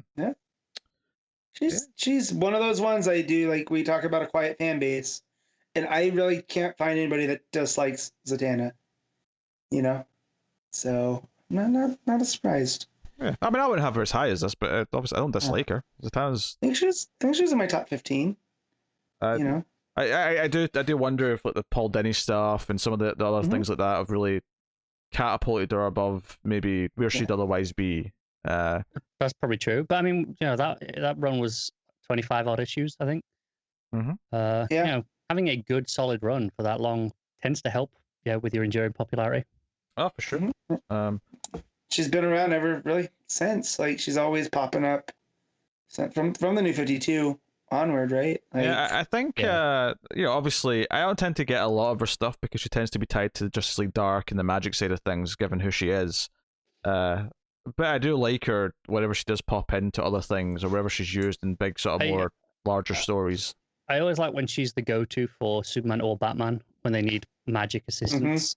Batman, we had that stuff. I think it was in Detective Comics, Tynan stuff that was in there. Yeah. Superman, going back, even the Atlas story by Robinson. That had we need help. We need magical help. Let's go to Zatanna. It's kind of just been a thing for a long time. I always enjoy that. Yeah. Number 17 is Jimmy Olsen. Oh no. What? You talk about one that got left off, and now that's one that I expected, and it's there now. So now I'm worried about the other two. That's the one where I'm pleasantly surprised it's there, and like I absolutely understand why he's on this list and deserves to be on this list. But also, I wouldn't have been surprised if had been left off. Yeah. Me neither. Jimmy did shockingly well early on. People loving that Matt Fraction book. I guess taste being what it is, but hey, it's hard not to enjoy what Jimmy brings to comics. Now, admittedly, would I have him like on my list? Probably not. I do love Jimmy. I do. He's an important part of Superman supporting cast. But he kind of falls into the same way that I wouldn't probably put Perry White on my top 50. I love Perry White, but you know, Jimmy's kind of in that same league. I mean, in the support characters in Superman, I mean, yeah, but that Fraction one really sticks out for me. And then some of the other stuff, like even as bad as Countdown was, I think that the Jimmy story was a good aspect of it. Just a heads up if anyone is interested in that Jimmy story. Steve Lieber is selling copies on his Etsy, and he signs them and throws in a sketch for free as well. You just have to, they're retail price. So yep. Well, interesting. I know what I'm doing after this. Is this all? As long as it's not NFTs. Yes. That's all. When you say a sketch, is it just a one sketch that he just felt like doing, or he just does a sketch in every copy that's sold? He just does a random sketch inside. Yeah, you knew NFTs were evil if you had any doubt. When immediately WWE started doing NFTs, you're like, okay, well, they're definitely evil then. There's no doubt. I mean, even the way DC treated it was pretty okay, they're evil. Like they sent out emails to all their creators going, you can't sell NFTs of any of our copyrighted characters. We own them, and we own those NFTs. They're ours, and we're doing them. It's like, yeah, okay, these are terrible. Yeah, a bunch of corporate bastards. How dare you? Number 16 is Dan Diddy. I'm kidding. Number 16 is Black Canary. Ooh. Dinah, of course, specifically. Pleasant surprise, actually. Did not expect it to be so high. Yeah, Dinah did very well. Has a big fan base. I think it helps that we have more traditional Black Canary who, we see in Birds of Prey, we see with Green Arrow. I think obviously that big Green Arrow run from Percy, which lasted years there, obviously had a lot of good stuff with her. And then in a broader spectrum, we have the movie version recently. We've had versions in TV shows recently. There's a lot of exposure for Black Canary across the board. There's a big push right now on Twitter to try and get a HBO Max show of Johnny Smollett's Canary that has a lot of support. I see a lot on my timeline, especially if you follow Gail Simone, who kind of is a huge fan of a big hers. Booster. Yeah. So, I mean, she was one of the better actors in that movie, so I'm not surprised that people are getting behind her specifically. I can't believe the girl that wanted to be a coach on Friday Night Lights is, boomed through, Black Canary, and then on Lovecraft Country. It's so weird to me. Yeah. I love Lovecraft Country. Don't have to tell me on that. I get that feeling with some actors. Like just for example, Riz Ahmed is up for an Oscar tonight for Best Actor in San Mel. I can only ever picture him from Four Lions, which is this very British comedy. Very very black comedy. He's the night of person for me, but but it's Rubber Diggy Rapids, bro. I hate the sound of this. No, it's amazing, that movie. Like, genuinely one of the best comedies in years. See, he was that to you guys, but he was the Rogue One Imperial pilot to me. So, Don't bring Star Wars right into this, Matt. Don't do it. I'm just telling you. That's the first time I've ever heard about him. Dinah's great. In fact, even just something recently, like her becoming the Green Canary and Deceased was like a great That's cool. Sort of take on that character to do something different with her. And I think a lot of us who have been wanting a Green Arrow book back, I've been saying that I don't want just Green Arrow #1. I want Green Arrow and Black Canary #1. Like, let her co-bill it, be a co-lead. It's coming in a post-Checkmate world. Very possibly, yeah. And seeing her in Justice League right now and having her be one of those voices on that team, because Black Canary, when you talk about the female heroes of DC, Black Canary is actually quite high on that hierarchy. After your first couple of obvious ones, Black Canary is one of the oldest characters. She's one of the sort of the smartest, very high in tenure. Legacy. Yeah, she is a founding member of the Justice League. So in certain continuities. she belongs to have that kind of stature, I suppose. Yeah, she's great on the Justice League Wade's JLA Year One. She has a lot of attitude. She has a good sense of humor. Her power is malleable. Sometimes powers can be too specific, and obviously you think, well, she screams at people. How is that malleable? Well, it is though, because she can use it as a force to break things. She can use it as a thing to break someone's fall. She can blow things from, like. And we've had periods where she's been without those powers, and she's still a great character. Oh, she's still great. Like in that 90s sort of period where she didn't have the powers. I prefer her with the power because I do think it's a really cool, but it's not overpowered either. It doesn't feel like, oh, she can like suddenly do everything because she has that power. Like it's usable in a very smart way. It's the same thing. It's a very similar power actually, but it's the same thing I love about how on Agents of S.H.I.E.L.D. they use Quake's powers, where it would be like, put into the fights and it'd be used as a sort of like tool in the middle of regular fighting skills. I think that the fact that she did go so long without her powers and endured quite successfully kind of shows that she is a good character beyond just she has a cool power. Yeah, for sure. For sure. And there's times they try to like tack on things, like when they try to tack on she's in a band and that's her thing in the New 52, and But I, as for a standalone story, I did not mind that, but it wasn't Dinah. It was the only misstep for her on a large scale that I can think of in the last like decade or so. Was that? I remember the art was very good. The story was kind of like, I think the first arc the first arc was solid, and it was like she's in a band because she wants to be. That's cool. And then it had that direction. It was just a weird direction. It was one of those things we're just doing something different because we wanted to like completely change things, and it just felt weird to me. However, did you see that image of Dick Grayson going around from an upcoming issue of Nightwing? He's wearing a Black Canary band shirt. I did not. So, yeah, I did not. But and I'm pretty sure that comes from, Tom Taylor's love of that character. Dick would be the sort of character who goes and supports his friend's band. Yes. Of course. Because he's a good person. Yes. More on that later. Yes. And he's a better character than Tim Drake, who's number 15.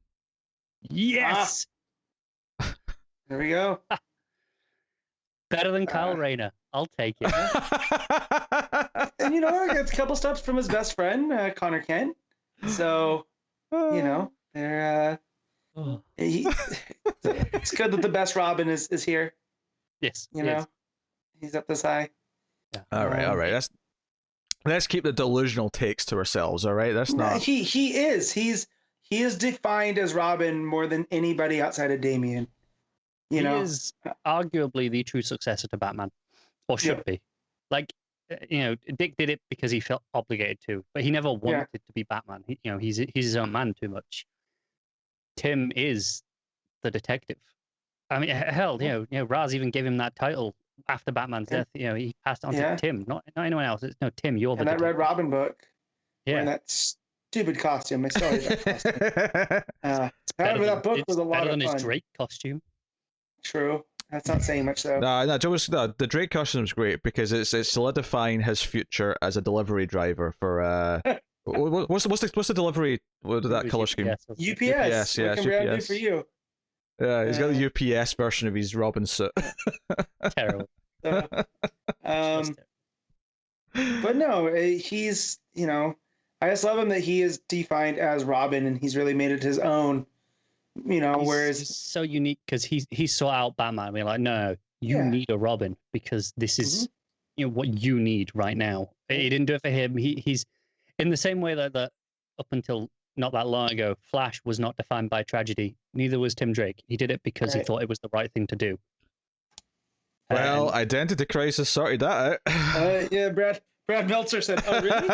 Yeah. I don't know if that's actually continuity anymore because I don't know. Things changed again. For the record, I didn't mind that because I think there is something interesting about him having a tragedy after he's already on the journey. Like there's something that happens to basically show the consequences of being in that life. Like there are dangers. And that's the difference. It's not the thing that inspires him to start. So I'm okay with it. Yeah. No, it's collateral damage. His role, and that's the whole point of that story. I mean, a lot of people have come out and talked about how problematic that story can be in parts, and like, in today's era, I doubt they would go certain aspects, but the overall point of that story is still this is what happens when you get involved in the. I'm not discussing it hero on that business. level because I'd have to read it again to have a solid opinion about the things that are supposed to be problematic. It's been too long since I read it to even comment. Yeah. But I mean, you can kind of guess what I'm talking about, right? Yeah. Whole... I know. Yeah. But I loved it when I read it, and maybe I'll have a different viewpoint on it when I read it again. Yeah. But yes, Tim Drake is number 15. Number 14 is Green Arrow. Hey. Just a couple of slots above Dana. They're very close together. Yeah. Makes sense that they're paired together-ish, especially these days. I think what's funny about it though is I feel like there was a lot of different lists that had just one or the other. It wasn't like everyone had them. Really, it's not like people had them near each other. But it's interesting they both kind of evened out very close. And Oliver, I think sometimes when he's poorly written, he comes off as what's the point of this character? He's like, in terms of skill set, he's close enough to Batman because he's the millionaire billionaire who's got toys and stuff. But when he's well written by the right people and there's a differentiating in his personality, there's a very different vibe to him. I think the biggest difference between him and Bruce is he's funny. Well, not just that, he has a chip on his shoulder. Yeah. Bruce doesn't really have a chip on his shoulder. Bruce can be funny, but it's usually at his expense. Bruce, you can laugh at a Batman comic, but you're usually laughing at Bruce, not because he said something witty. Yeah. Whereas Ollie is a pretty witty character usually. Yes. Yeah. I mean, he's the good Tony Stark. Let's just call him what he is. Yeah. Yeah. That's true. Yeah. But instead of suits of armor, he has trick arrows. It's way cooler. Yes. Yeah. Sometimes. I'm always a fan of the boxing glove one. That one still cracks me up because I always enjoyed boomerang arrows. Yeah, because boomerangs. That's Hawkeye. That's not, Yeah, but well, they both love them. Yes. But no, just I like Green Arrow. Green Arrow is one of those books that when I was going through my comics, I realized since I got back into comics, if there's a Green Arrow book out, I'm reading it. Never what it is, and it's never the top of my, but I will always make time to read Oliver Queen. And we'll see if that holds true when Scott Lobdell gets his Green Arrow book going in the next couple of years. Don't you dare. But the Andy Diggle Jock Green Arrow Year One is one of my all-time favorite comic stories. I am very partial to the Kevin Smith Green Arrow, and I haven't read. It's really good. It's the introduction of onomatopoeia. It's very mired in continuity of the time.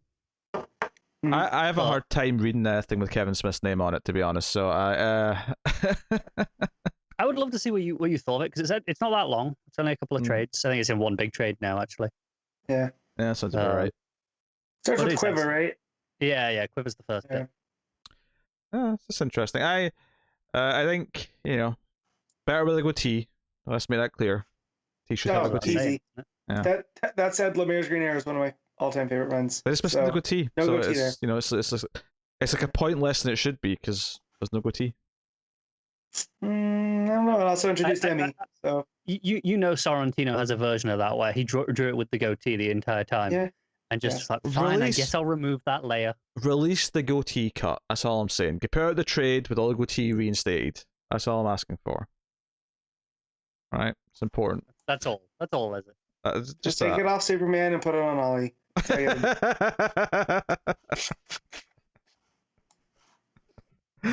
Oh dear. Number 13, and maybe this is what a place for this character to land, but number 13 is the Joker. Yeah. I'm slightly surprised it didn't crack the top 10. I'm happy it did not. I think there's enough people like Matt, given Matt's attitude and what he just said, I think there's enough people who are anti-Joker, and that's why he didn't crack the top 10. I'm not saying I'm disappointed he didn't make the top 10. I'm kind of indifferent. I'm surprised. I'm not anti-Joker. I am Joker fatigued. Sure. I think a lot of people are fatigued. I think Joker is a fantastic character. Does he get overused? Yes, he does get overused. There's no denying that. And enough people are sick of him that I think that's why. But clearly enough people still love him that he's still ranked very highly above a lot of characters. It's a bit of a self-fulfilling prophecy in that all the creators love Joker, because everyone, as a rule, generally speaking, loves Joker. So they've all got a Joker story they want to tell. Yep. And they all tell it. So now it's like there's too many Joker stories. Mm-hmm. Yeah, there's some logic behind that. But I love a good chaotic Joker who will murder anyone at any time, who we don't know his identity. So there's not that you can't vary any of those things, but typically that's my favorite kind of Joker. Yeah, I mean there are parts of 3 Joker where that really shone through. Yep. And showed the differences between them, and I thought that was smart. But yeah, I do like there can be each writer can have, basically have a different version of Joker, and it all makes sense still, just because of the type of character he is. So it's not one of those ones where I always felt like if you write Poison Ivy differently and it feels off, it's kind of like, what's this? But with Joker, you get a little bit more leeway. With Joker, you can actually accept that he's at a different mood that day, and that's just what he's acting like. Yeah. Within reason, but for sure. But he's such he's a complete lack of control. He's I think it's almost we're a comic book podcast. I get some comic we just hate when you bring up the movies and stuff, because it's like it's to keep to the comics. But I do think in a lot of ways in Dark Knight, Alfred's speech about some men don't want to make money, some people don't want to control things, they just want to watch the world. But it is the best way to describe the Joker and why he's the perfect villain for Batman, because he is Batman, especially in modern Batman, ever since year one, in the last 30 plus years, Batman's start is about taking down organized crime. It's about restoring corruption and removing it and all these things in Gotham. So the idea that a villain then takes him on who isn't out for gain, isn't trying to control anything, isn't doing any of these things, is a fascinating, parallel between them. So there's no reason to rhyme. That's why I love in Dark Knight, just like, or not Dark Knight, at the end of Batman Begins, it's almost as if Batman dressing up kicked the Joker into high gear. Just absolutely. The way that Gordon introduces him, like, where's war paint, I absolutely believe. Calling card. I believe that the Joker was already a psychopath before Batman, but I absolutely believe in my headcanon that he inspired Joker to actually become He got the Joker. idea to go above and beyond. Yeah. Yep. Escalation, all that jazz. Number 12. Supergirl. Hey. Pleasantly surprised, actually, the Supergirl made it this high. I think it's impressive given, in reality, how much of a mess Supergirl has been over the decades. Right? With various takes and all the different things. The fact that there is an enduring love is quite a testament. I mean, there's a lot of good things. Obviously, the show isn't that good, but Benoist is very good on the show, so that's exposure for a start. But I think with the comics, you have the various different takes, and I think you have the more traditional takes, which I think Rebirth was for the most part, with some good space stuff towards the end. I think those of us who were reading it were quite into. And you have the weirder 90s stuff where, and I think technically everyone specified it was Kara, and maybe one or two people did vote technically for the 90s Matrix Supergirl was the Peter David run, which that's the thing, is that from what I've read of that run, it is quite good. It's just a different character. I mean, she takes the mantle of Supergirl, but it's a different character. But I think there's a lot of different things you get to explore with Kara versus Clark, because she does remember Krypton, because she is this different character that they're different Kryptonians in that she knows Krypton. Clark only is what he's uncovered. It's very much first and second generation immigrants, right? But you have those that actually remember it and have been there, and then those that just have, this is their culture, their history, but it's not part of their own personal lives, even though it obviously shapes who they are. It's very different.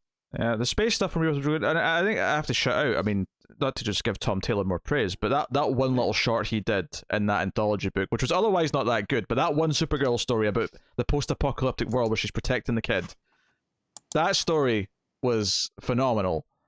I love that story, but I wouldn't be like, that would be a reason why Supergirl's this good. I would never... I'm not saying it's a reason I'm not saying it's a reason why she's this good. I'm saying that that is just another thing in the list of good examples of stories that build attachment to the character. I always go to the Sterling Gates run from pre-Flashpoint. It starts off really rough with Loeb and Kelly, but once Gates takes over and you start getting into the world of Krypton stuff, it's because it wasn't a run until halfway. It wasn't until Gates took over that it became a run. Before that, it was just a book where rotating writers were doing arcs. And it was just like people telling Supergirl stories, and and they're not all good, and they're kind of weird. They were trying to make her edgy. She was kind of like had a bit of an attitude that was a bit weird. Versus typical Supergirl. But when Gates takes over, it introduces Silver Banshee and the Superwoman, who is Superwoman, and all that stuff. It really takes off, and that's the most I've enjoyed Supergirl. Yeah. And then from different aspects too. I mean, that's another one that if there's a Supergirl book, I'm probably picking it up from the shop. So we got a Prestige, 8-issue Tom King book coming up. So I think that's kind of we had Being Super a few years ago as well. Oh, it was also fantastic. Yeah. Like maybe I think minis are where she lives in the future. Not that she can't carry an ongoing, but more just these are the high profile stories are going to be coming from these minis. I mean, Being Super, I think put me and Pete on to Tamaki. Yeah. Right. Sure. Yeah, me as well. So. Yeah. Again, it's just an example where, as much as it's been kind of an up and down ride, there's all these great examples you can sort of pick out of like arcs here or there, or minis here or there, or even just a short story in an anthology book that kind of like, oh wait, there's actually like 6 things to recommend for Supergirl over the last like 15 years. I wouldn't have expected it's that many, but it kind of is. So, hey, here's hoping for more, and we're getting one soon. So, number 11. I am genuinely surprised at this. Number 11 is Martian Manhunter. Wow. Really? Martian Manhunter, number 11. Beat all the characters we've already talked about. Are you sure it's Martian Manhunter, not someone else in disguise? Sure it's not Martha Kent. John Jones, somehow, obviously I expected him to appear, but he started getting points left and right, and I was like, oh, people love Martian Manhunter. This is surprising, I agree. Like, not that he's a bad character. He's a great guy. I mean, I actually think he's underappreciated, funnily. I mean, maybe he's not given this result, but Martian Manhunter, like, the fact that he was left off the movie, Justice League, other than the Snyder Cut, obviously, but like the fact that he doesn't get brought up as much, he wasn't in the New 52 Justice League, it felt like for a long time he was left behind. Do you know what is bizarre? My all-time favorite Martian Manhunter content is not any sort of official story. It's not in any movie, TV show, or DC published comic. It's in JL8, which is if you're not familiar, is a webcomic. Which features the Justice League as 8-year-olds. Gotcha. And it's amazing. Like, it's very funny. I definitely recommend checking it out. I'm sure it's free online for most of it. Yeah. That's Yale Stewart? Yeah, I think so. Yeah. But it's, the Martian Manhunter in that is borderline one note with his love of Chocos / Oreos, but the way it's used is just is so he 8 years old good. as well? Yeah. Okay, so he's not like the teacher character. No. Gotcha. I think Martian Manhunter, in a lot of ways, he always came across to me as the one who held the Justice League together. It's all the first versions I ever saw of him. Between the animated show, between what comics I'd read, he was kind of this linchpin that not that he was the leader, but that he's the unsung hero. Yeah. So I kind of dig that he kind of ranked a lot higher here than I was expecting, because I typically think of him as being underappreciated. So clearly he's enough, the sort of character where if he hadn't shown up on this 50 at all, I don't think I would have been surprised. Yeah, I'm pleasantly surprised. Would I have him this high in my personal list? No, I probably wouldn't. But I'm kind of happy for him though. Like I'm happy that me too. People like him enough. He's not one of my favorites. I like when Pete earlier was talking about characters who do well on teams, like, and you just like their presence for how they interact. And to be fair, I think Martian Manhunter fits that for me as well. But but that's okay. He can be a great team character forever and still rank extremely highly. There's nothing wrong with that. So there you go.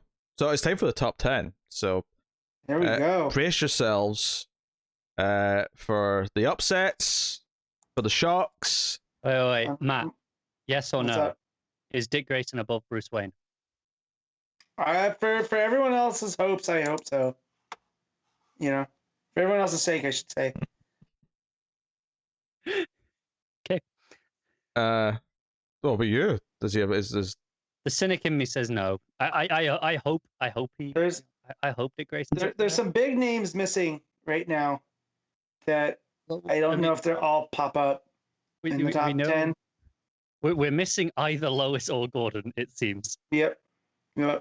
But we've got still, Dick, Wally, Clark, Bruce. Barry. Yeah, we haven't had Barry yet. We barely had any. I mean, we've had Reverse Flash. We haven't had Wonder Woman yet. No Wonder Woman. No Barbara Ann. Philippines. I'm just going to break it to you, Matt. Cheetah got a surprisingly low number of points. Like, yeah. How many of those? Because y'all haven't read issue 8. It was like a spattering. Like, Wonder Woman villains did not do well in this book. I'm really not surprised because that's always one thing that we say. Cheetah is great though. I mean, I had Cheetah on my top 50, but I'm fully gonna blame Kristen Wiig. You're gonna hold her personally responsible for undoing all the good work. She had nothing to do with the writing. Yeah. Yeah, I would have blamed Patty more than Kristen Wiig, but Yeah, but that's not as fun to say. It's not as It's just because her name's Wig. You'll have to have a vendetta against someone named Wig. Yeah. Sure. I feel like that's like this weird Britishness coming through, like just old timey British coming through against the Whig Party. That Pete's just there, subconsciously kind of. He didn't even know why, but it's just there. All right, here we go. Top 10. Number 10. Barry Allen. There he is. Yeah. Yep. I don't think I'd have him above anyone else that is still to come, for sure. If anything, I'd say he's probably still a bit too high. Sure, yeah. I mean, he's not even my favorite Flash. Like it's like my third favorite Flash.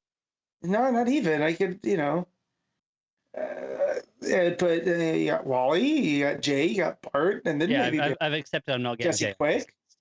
Yeah, so. Yeah, I'll give you some placements for beyond 50 after this to give you some ease your pain, but I mean it's easy because Barry's of the last 15 years he is the primary Flash. Yeah, and he has had the show. Final Crisis.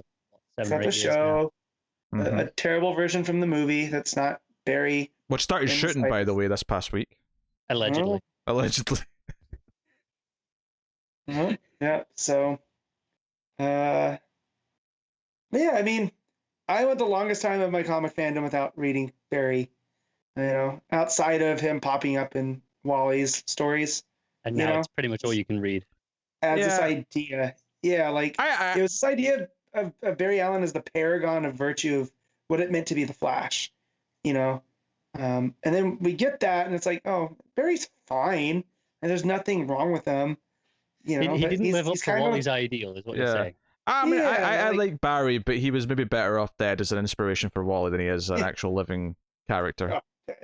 Yeah. I like him. I like Barry just fine. He's more middle tier for me than some of the other characters that could be higher, but yeah. I mean, we get more Iris with Barry than we did with Wally, so that's good. I like Iris as a character. At least this means, presumably, barring a huge upset, at least he's not above Wally. Yeah, or is he? Yeah. Number 9. Hal Jordan. Yeah. Okay. Yeah. Again, none of our favorite Lantern. But yeah, it's solid, but it's funny that there is kind of these safe choices that end up kind of rising to the top where I think a lot of them end up here just through mid-tier popularity. Like everyone kind of like, I like them well enough, and everyone sticks them on their list, and they end up just fairly high by sheer overwhelming, just just the just sheer appearance level of just they're there. Yeah, I mean, if everyone likes Hal well enough, even if they put another Lantern at like their number one or whatever, ultimately everyone having him in a middling spot will eventually mean that he just gets up higher. He's similar to Barry in that same way, whereas you went a long time without him, and then he's kind of all the stories, despite the fact there's other Lanterns and opportunities for other books, but people still, I guess, come back to Hal. I think he has a bit of a more interesting past versions than Barry, in the sense that you got like the Spectre stuff, for example. Yeah. So you got some other stuff going there. Yeah. All right, number 8. Kind of a pleasant surprise, this one, honestly. Number 8 is Barbara Gordon. Hey, there we go. That is a very good turnout for Barbara Gordon, I think. That is. I mean, so she's Oracle, she's Batgirl. I mean, like, she's been a constant since I've been reading comics. So, in some form. So yeah, you'll have some people who have her on this list purely for the Oracle gears. I guarantee there are some people who have her on here purely from Batgirl. Either the Gail Simone stuff, or maybe even the Burnside stuff. Or maybe even if you're old enough, it might be because of the 60s TV show, because she was there. Yvonne Craig. Yeah. I mean, that's where I was like, oh, there's a Batgirl? That's when I was a kid, so that was my first introduction. I like the character a lot. I obviously being Jim Gordon's daughter and kind of her connection to him and her kind of starting this career. I love Batgirl Year One because it kind of goes into her like starting this under his roof essentially, and like sneaking out and doing all that kind of stuff. But yeah, her becoming this kind of like backbone of like the entire, not only Bat family but ultimately the superhero community, because she becomes Oracle. Yeah. Oh, Matt, your mic's going. Like all that stuff is great, and you do have a relationship with the other characters. Dick's been the one that sticks out the most, but even when she does stand up to Bruce and sort of like talks him down or tells him off, or where she becomes a mentor to the other Batgirls, and she can sort of fill that role too. Much like Dick Grayson, she's kind of risen to that role where we've seen her grow up, and now she's like a mentor to the younger generation. So she feels that this fully formed and this full journey of a character that I think means that she means a lot to a lot of people. So yeah, pleasant surprised that she's been given her due here. So yeah, good. Barbara Gordon, number 8. There you go. There was a split second when I said that, where I'm sure Matt thought I was going to say Barbara Ann, but no, we already discussed that. Unfortunately, not the case. It's just one word away. Barbara Ann, number 8. Yeah. Issue 8. Yeah. I might have had Cheetah listed as 8 for that reason.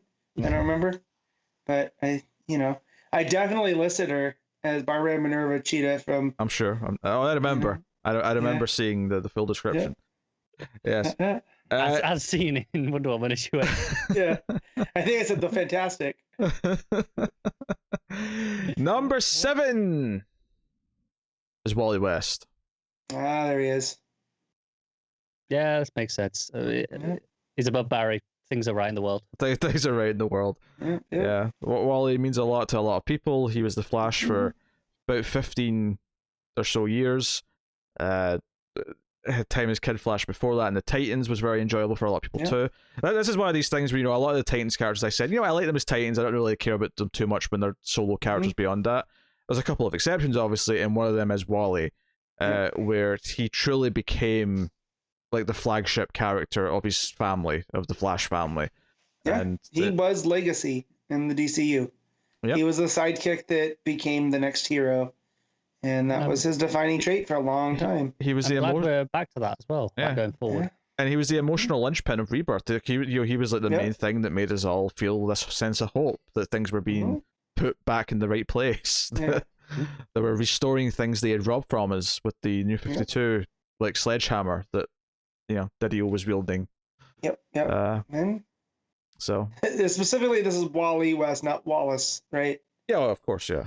Okay, just have to make sure. Yeah. So I well, assumed Wally's. that went without saying. Well, Wallace got a Yeah. few points, but yeah, nothing Yeah, no, compared to Wally. and that's good. I'm glad there's Wallace. I just had wished they didn't try to sell us as that's the new version of Wally West. I mean, yeah, And maybe I mean, it's, the biggest you thing know. going against Wallace West is honestly the fact that he's got the name Wallace West. Like, see if they just called him something different, he was a new character. Yeah.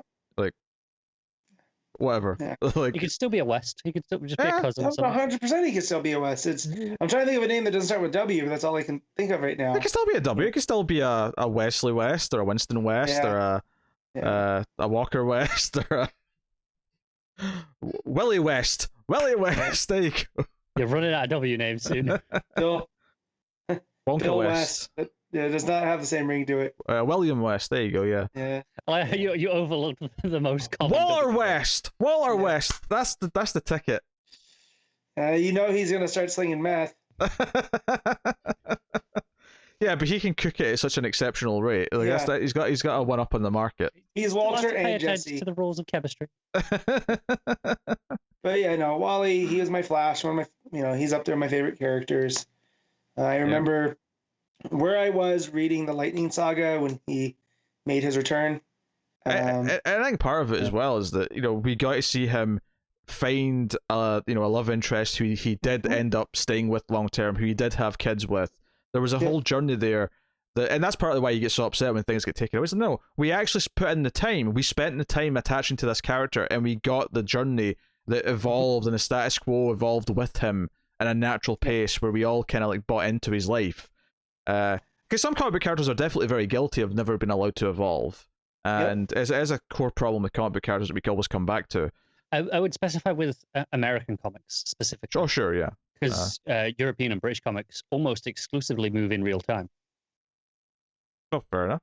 But we're talking about superheroes. We're talking about DC. Yeah. I just mean, we say, comics characters are stagnant. I think, we specifically, I think it's American, even superheroes in those other ones, move in real time. Yeah. I will say, by the way, numbers 10 through like 6 were all kind of close and kind of revolving quite a bit. Okay.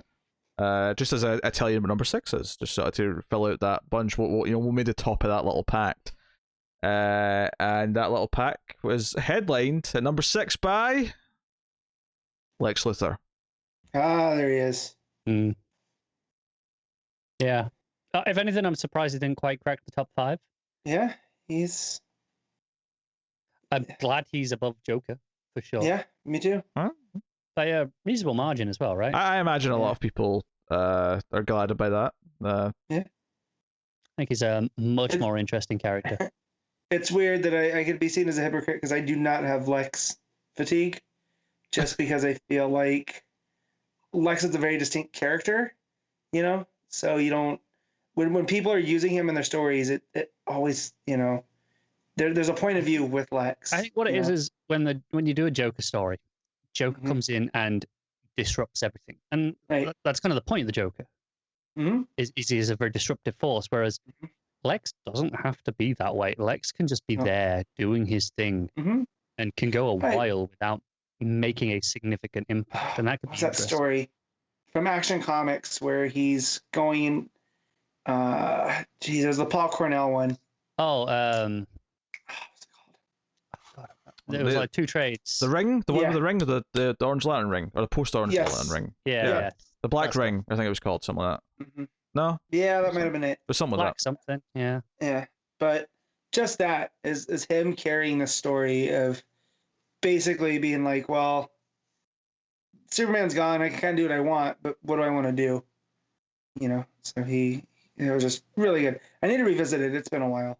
Yeah, I haven't read that in a while either, but I do really like Paul Cornell, and I remember enjoying it a lot when I read it.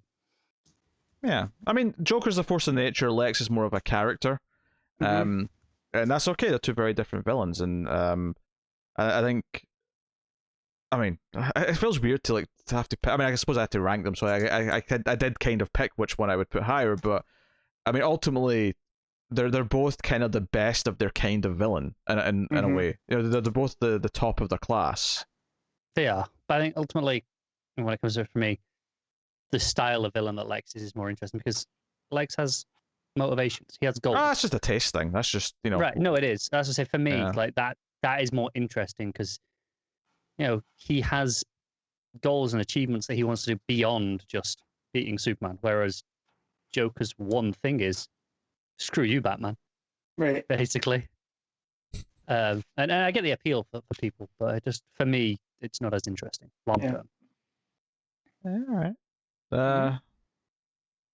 Also, Lex doesn't believe that we live in a society, so it's automatically better. People have started saying that at work as a joke, and I have to be very careful not Yes. to do it on the show, because it's like, nope, don't do that. Not going down that road. Mm-hmm. But yes, Lex is a great character. That said, you two did kind of fall into the trap of just comparing him to Joker for most of that conversation. So well, I do think that it's set off because he is placed ahead, but yeah, you know, on his own though, because he counters Superman. Superman's my favorite. Like he's the perfect opposite for Superman. That they complement each other so well that I can't help sometimes. Not that I'm rooting for Lex, but I want to see what he's got up his sleeve. You know, like that's why the Mark Russell, you know, his little Lex Imperious issues. Lex. Yeah, well, that and his Wonder Twins, Lex plays a factor in. Yeah, you know, so I like the way that he writes him for that reason. Yes. I also enjoy the way Gene Hackman yells Miss Tessmacher. One of my favorite things. I mean, the version of Lex in those movies isn't like anywhere close to my preferred version of Lex Luthor, but it's hard not to enjoy the charisma of Gene Hackman as he's doing his thing. But yes. All right. Okay. Top 5 then. Things are getting serious. Number 5 is Lois Lane. Yeah. Okay. Whew, take a breath. Yeah, so no Commissioner Gordon. No. Jim Gordon got done dirty. I mean, Jim Gordon should have been higher. He should have. I know I had him on mine. Yeah, it's surprising for me that, like I say, you know, those 3 would have been the ones that I expected to be the non-hero characters. So, based off of Batman Beyond, Commissioner Gordon did make the list, just not Jim. Oh, come on. Yeah. Yes. You know? I never even said commissioner. Connor's the one who used the word commissioner. I know. I always say Jim because that's the thing. Commissioner is not even an important part of the character to me because so much of the good stuff is when he's lieutenant or when he's Captain Gordon, and you know. That's fair, but I'd say commissioner out of habit. Yeah. Yeah, but you know, yeah, Lois is great. As everyone, pretty much, she's the first lady of comics. Yeah. Basically, she's. I mean, even going back to. You know, I think she had her own series before most other female characters. It was like her and Wonder Woman for the longest time. Yeah. So yeah, and she's made her mark on comics so that there's almost a Lois Lane type. Like I brought up when we talked about Barry and Iris, I feel like a lot of in more recent times they've kind of Loisified Iris a little bit to give her a character. You know, not the, she definitely you know created a template, as it were, for a certain type of like love interest character. Yep. And the fact too that usually she's not the damsel in distress. Whatever has gotten her into trouble is usually her own doing, because she, you know. I mean, she's in distress. Pushing. She's definitely gets herself into distress, but it's not. It's not like Luthor kidnaps her just because, right? No. I'm agreeing with your point, but I'm saying that I think it's important to distinguish the phrasing, because one of my favorite things about Lois is that she gets into trouble because she's too stubborn and headstrong to not get herself into trouble, because she is so determined to go to get the story, expose the bad guy, whatever it may be. And that strength is part of, I think, why she's so appealing. You know, we read, you know, Rucka's Lois Lane recently, or we read her and anything else where she's writing a book on Superman, and you know, one of the big things, you know, that New 52 did that was like just a crime was, again, resetting her so that she didn't know who Superman was, so she wasn't married to Superman, because that evolution in going through the period where she is opposing Clark in that kind of fun way, and then going through the period where she does know who he is, where she does have to deal with, what is it like to be a mum of a super son? All those things and all those experiences to only enrich the character, because now when we get to the point in 2021 when we're talking about Lois Lane, she's not just like, the initial version of Lois Lane is wonderful. That love triangle of Clark, Superman, Lois, the go-get attitude that she has, the fire she has, and later on they introduce the bad spelling and all that other stuff. But that is a great version of Lois. But what's so good about the character is how it's been built upon over the years to the point where, oh, now that's just the start. That's the start, and then it kind of evolved, and we have all these other eras of Lois because of where she was in her life, and I think they're all equally kind of interesting and exciting and fascinating. So, I'm still looking forward to a Daily Planet bullpen book someday. So I think it'll happen at some point. Yeah, that we can. Hey, Lois can be the main character, but just seeing how she interacts with everyone else on the Daily Planet.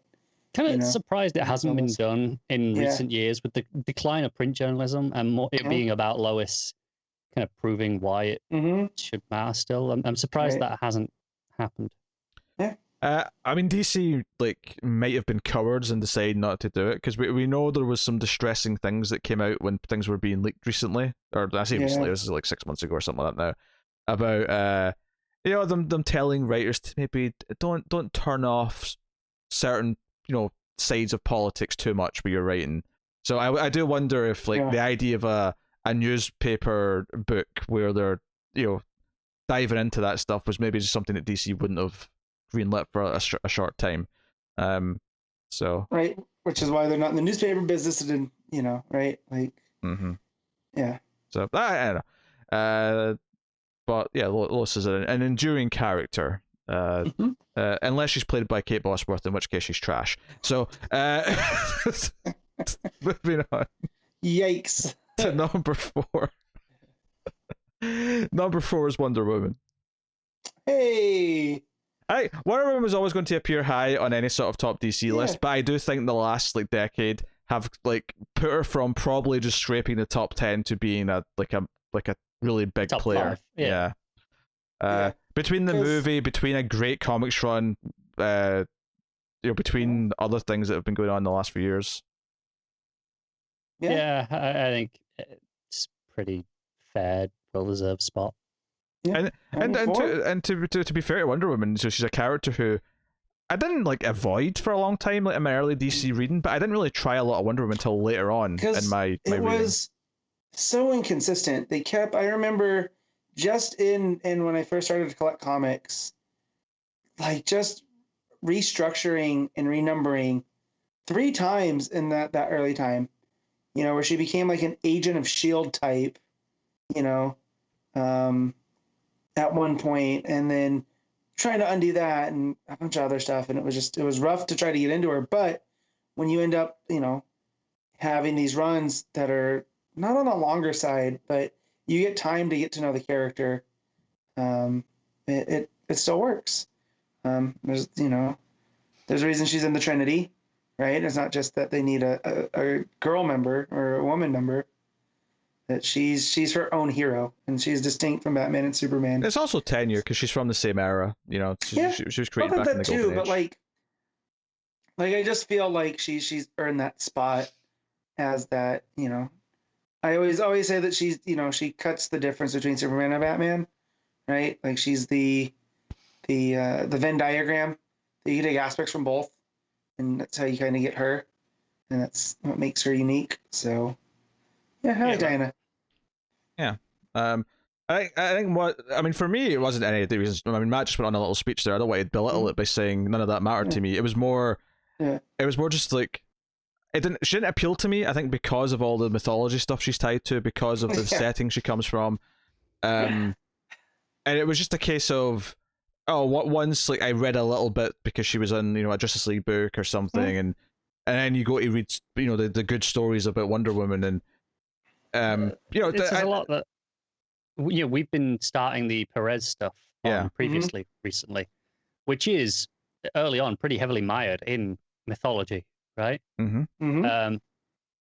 But he still really enjoyed that stuff.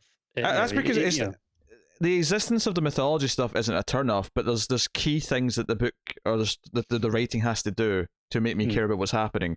If it relies on the mythology as the selling point, then I'm going to hate it. I'm going to hate it. That's fair. I do want to know as well, if you'd read that a few years ago when you didn't care for Wonder Woman as much as you do now going into that, if maybe it would have been, you'd have felt the balance was a little bit too much, maybe. And so you going in knowing that you like Wonder Woman now more than you did a few years ago, helps you get over some of the mythology stuff, perhaps. Yeah, and yeah, I mean, it really was the start of Rebirth in a lot of ways, where I really started to properly delve into solo Wonder Woman stuff. Rucka's run was so good that it made me want to go back and check out his previous run. It made me want to go and meet some of the other stuff. Sure, you're not alone with that. Well, the funny thing is, as well, is that I think a couple of years ago we watched the 2009 animated movie, which I remembered liking, but we kind of discovered it didn't really hold up that much when we tried it again. It's like fine. It's fine. It's not great though. Yeah. There's some odd characterization that where like Steve Trevor's a bit of a womanizer, bizarrely. Like just weird little things like that.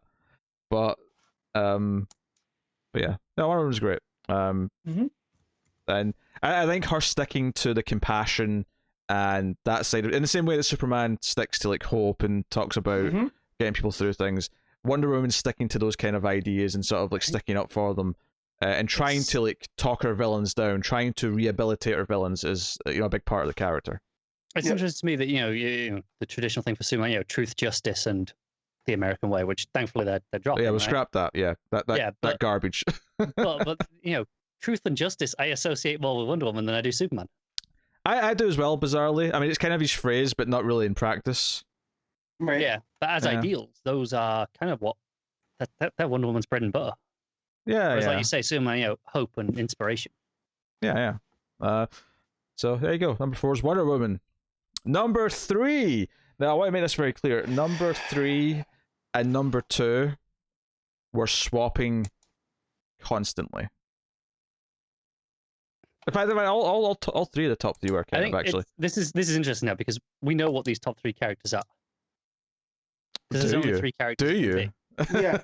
Yeah. Well, it's flat Bruce and Dick. There's no one else it can be at this point. No, it's Condiment King, Kite Man, and Cold Snap.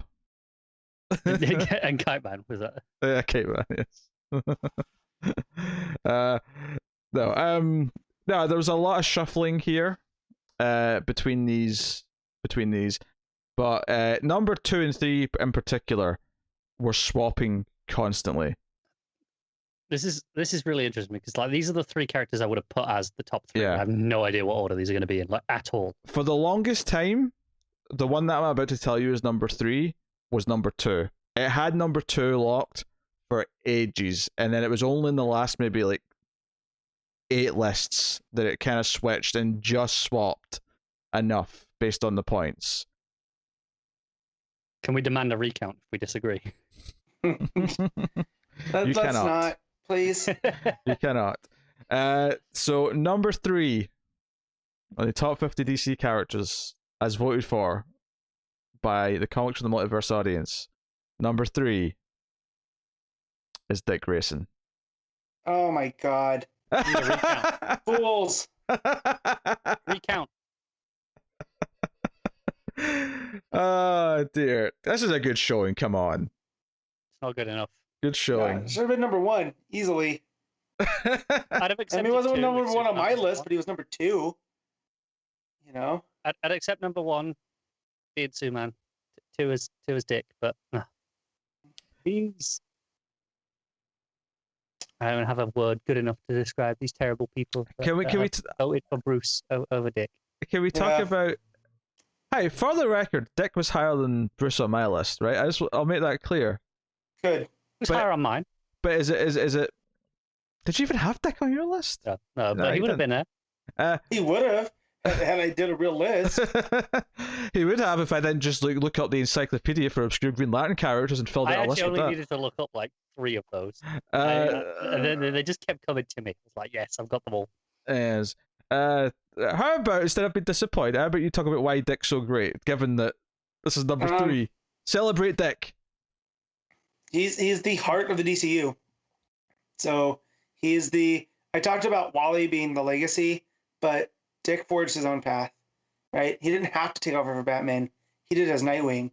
So when Bruce does go away, he picks it up, but it's not a fit, right? Like in those issues, the right thing for him. Yeah, like he talks about like he's doing it out of respect for Bruce and that the world needs a Batman, but it's not who he is, because he's Nightwing. And, when he left from being Robin to being Nightwing, it was along the same lines. He wanted to be his own person, and that's who he's become. The way he spent years with a day job, as a cop, because he wanted to be helping people in the day as well. Like, he wanted to, be as he saw it, on the front line doing what he could. And then his spot on the Teen Titans and the Titans has basically created. He's like the Kevin Bacon of the DCU, right? Like, you can name any DC character in time to Dick Grayson at a certain point, just because of where he's been at. And yeah, I feel like saying he's the Kevin Bacon of the DCU. It's like, you're justifying him being 3 and not 2 here. What do you mean? I mean, you just compared him to Kevin Bacon, and like, yeah. Well, just from the. I know, but when you say that sentence, it's like, yeah. Mm-hmm. No, but just the fact that he is central to the DCU in my eyes, and that's why. And when when he was gone and not there was that outcry. And it wasn't just us. It seemed to be the general consensus. Like, this is just bad. Yeah, everyone knows it. Yes. Mm-hmm. And to the 1 or 2 people who decide to also put Rick Grayson at the bottom of their list, I admire the fact that you recognize it's not the same character. Yeah. You're self-aware enough to be aware that wasn't Dick Grayson. That wasn't Nightwing. That was someone else. Because it was. The joke is not lost, but how dare you? Basically. So Dick Grayson's number 3. Obviously, I love Dick. This has been well documented. It's been well documented. So that's that, which leaves us with 2. Leaves with number 2 and number 1. The question now is Matt about to flip out and rage? So here's the funny thing, is that number 1 versus number 2, there is a gulf of points different. Oh, man. There is a gulf. That's either going to be so angry or so happy. There is a gulf. Like, 2 and 3 were swapping so much, but there is a gulf between 1 and 2. And I have theories on this a little bit, but I'll talk about that after I've revealed it. Which way around are they?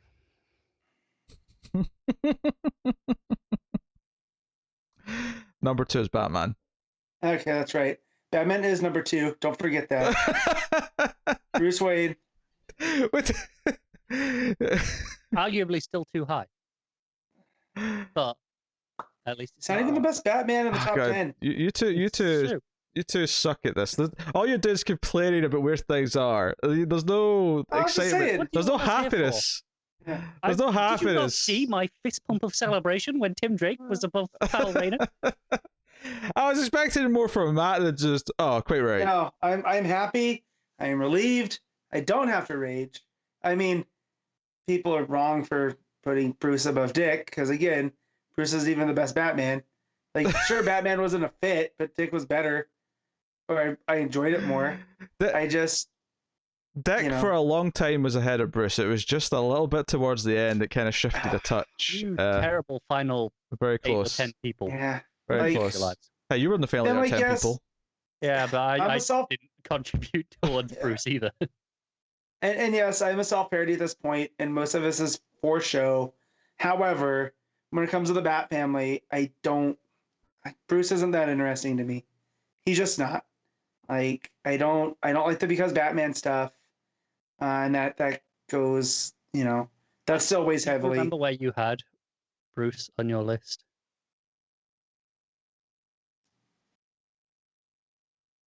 Oscar, no. Wait, me? Yeah, Or are you asking Pete? Oh, No, I you. didn't have Bruce on my list. That's just when we left him off. Okay. Okay. Yeah. I wasn't giving him points, but flat out. So spiteful. Yeah. Batman's a fantastic character. And there's a reason why he's so popular, even if you think he's overexposed. Cool. That's more than that, come on. I think that helps, though. It does, of course it helps. Remember, we talked earlier about how it helped Harley. Like, it helps every character if they look good. Like, that's just part of the package. But there's a reason why Batman, ever since basically the late 80s, has grown in popularity, has survived some terrible movies. It's had some great movies too, of course. But I also think amongst our generation, though, there are a lot of ties back to childhood with the animated series, because I know a lot of people that are really into Batman. That maybe, really, it's only because of that. You know? Maybe that animated series hit at the perfect time, because we're at the point now where maybe that was the thing that hit where we are now with like social media, where we are now with fandom. Like, the stuff that's important to the people who are like young adults now is the stuff that's kind of this era of like internet fandom that's going to last forever. So maybe Batman is just lucky that animated series hit in all of our childhoods. Well, and it doesn't hurt that it was also really good. Of course, that does tend to help. Yeah, and that he's always in the pop culture. I mean, sure, Superman had the movie and the serials, right, way back in the day, but Batman had the '66 show. Yeah, he has been in the public consciousness since at least that. So I'm going to just remove. I'm just going to separate what I'm about to say from all of the connections and spite and anything else that's going along with the discussion about Batman at being number 2. Batman is a phenomenal character, regardless of anyone's opinions on him, and there's always going to be a high spot for him on anything like this. He's always going to be celebrated, and there's bad takes on the character, so there's bad takes on anyone, but he's wonderful, and I wouldn't be reading comic books if it wasn't for Batman. So, and we'll just leave it there. We'll leave it a nice positive sentiment, because now you get to talk about number 1. I almost yelled, I would. Number 1. It's obviously Kite Man. Hell yeah. Poor Kite Man. Okay, Superman, of course, is number 1. Right. And I'm going to say that I think he would have won anyway. It wouldn't have been as much of a gulf. I think he would have won anyway. But I'm going to put out the theory as to why the gulf was so large. It's because Matt didn't put Bruce Wayne on his list. No, it's because Talking Superman tweeted out the voting form, and right. So I'm just going to go on an assumption that people who follow Talking Superman on Twitter are diehard Superman fans, and that maybe that's good job. And I also think that's why Jimmy got so high, because at the same time as Superman was ascending, all those Jimmy points came at that first. Count for some of Supergirl as well, especially as in the past few weeks, Talking Superman has been tweeting a lot about Supergirl various runs, so that might have been in the consciousness as people were voting. So I mean, this was all back in April, so I don't know if that... it was still before the voting closed. Right, but so don't get me wrong, I still think Superman would have won. I think he would have won by an okay margin, but something that would have made more sense.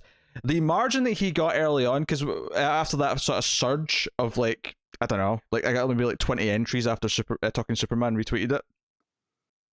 I genuinely think the gulf was created because of that. He is personally responsible for... And this is how you stroke someone's ego. Yes. Adam, thank you. Yes, you quest for peace. You quest for peace, loving weirdo. Hey, I'm not gonna judge that. You love what you love, unless it's Batman. And throw in the trash.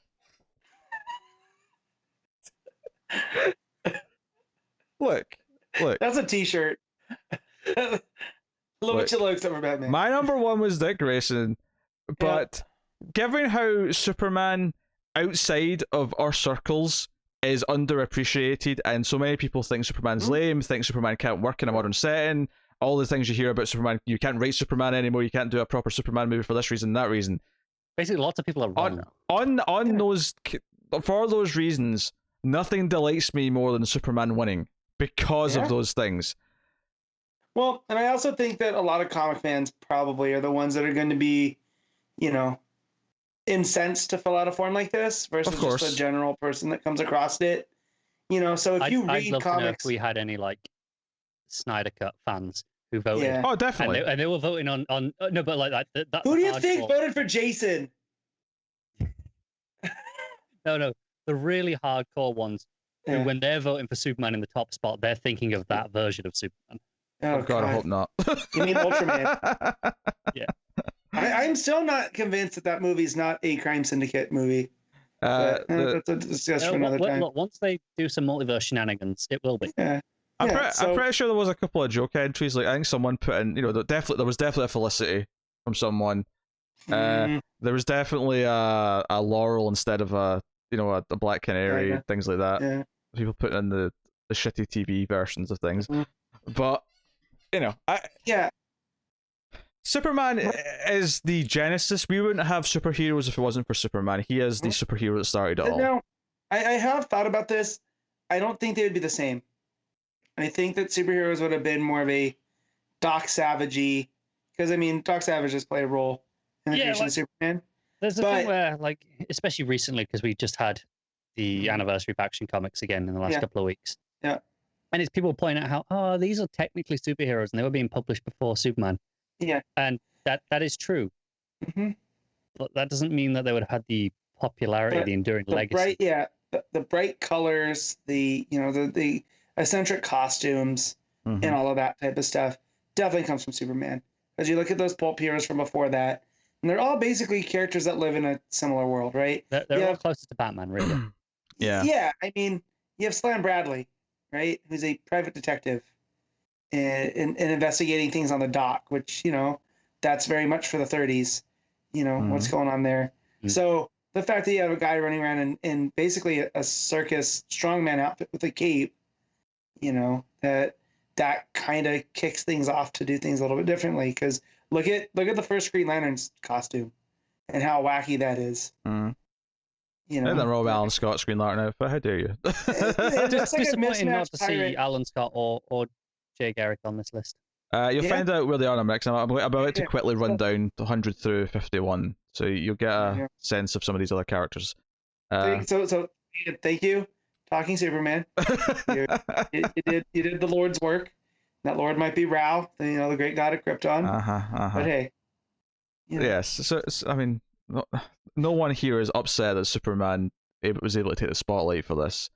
I am a little upset about Dick not, Like I say, I would have accepted Dick in number 2.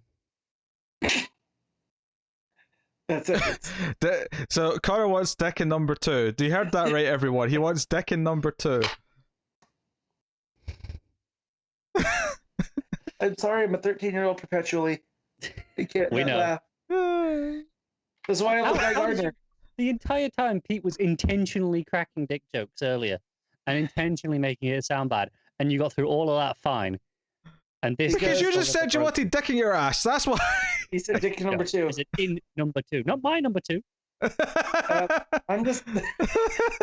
I'm also, had Dick come in number 2, that would be a whole other thing. So, Dick came in number 2.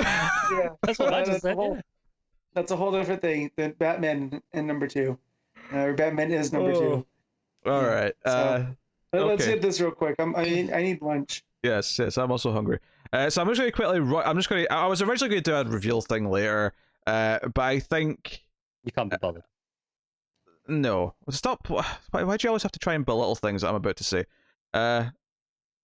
No, I don't think there'd actually be as much interest from people who don't know DC characters enough. So I'm just going to run it down quickly on the end of this year. So I'm just going to. No time to comment. I'm just going to rhyme through them. So just listen for who you want to listen for here. Number 100 was Mary Marvel. 99 was Ultra Boy. 98 was Joe Mullen. 97 was Jericho. 96 was Bizarro. 95 Adam Strange. 94 Sheriff Thal. 93 Etrigan. 92 Batwoman. 91 Jesse Quick. 90 Elongated Man. 89 Cassie Sandsmark. 88 Perry White. 87 Black Manta. 87 Static. 85 Firestorm.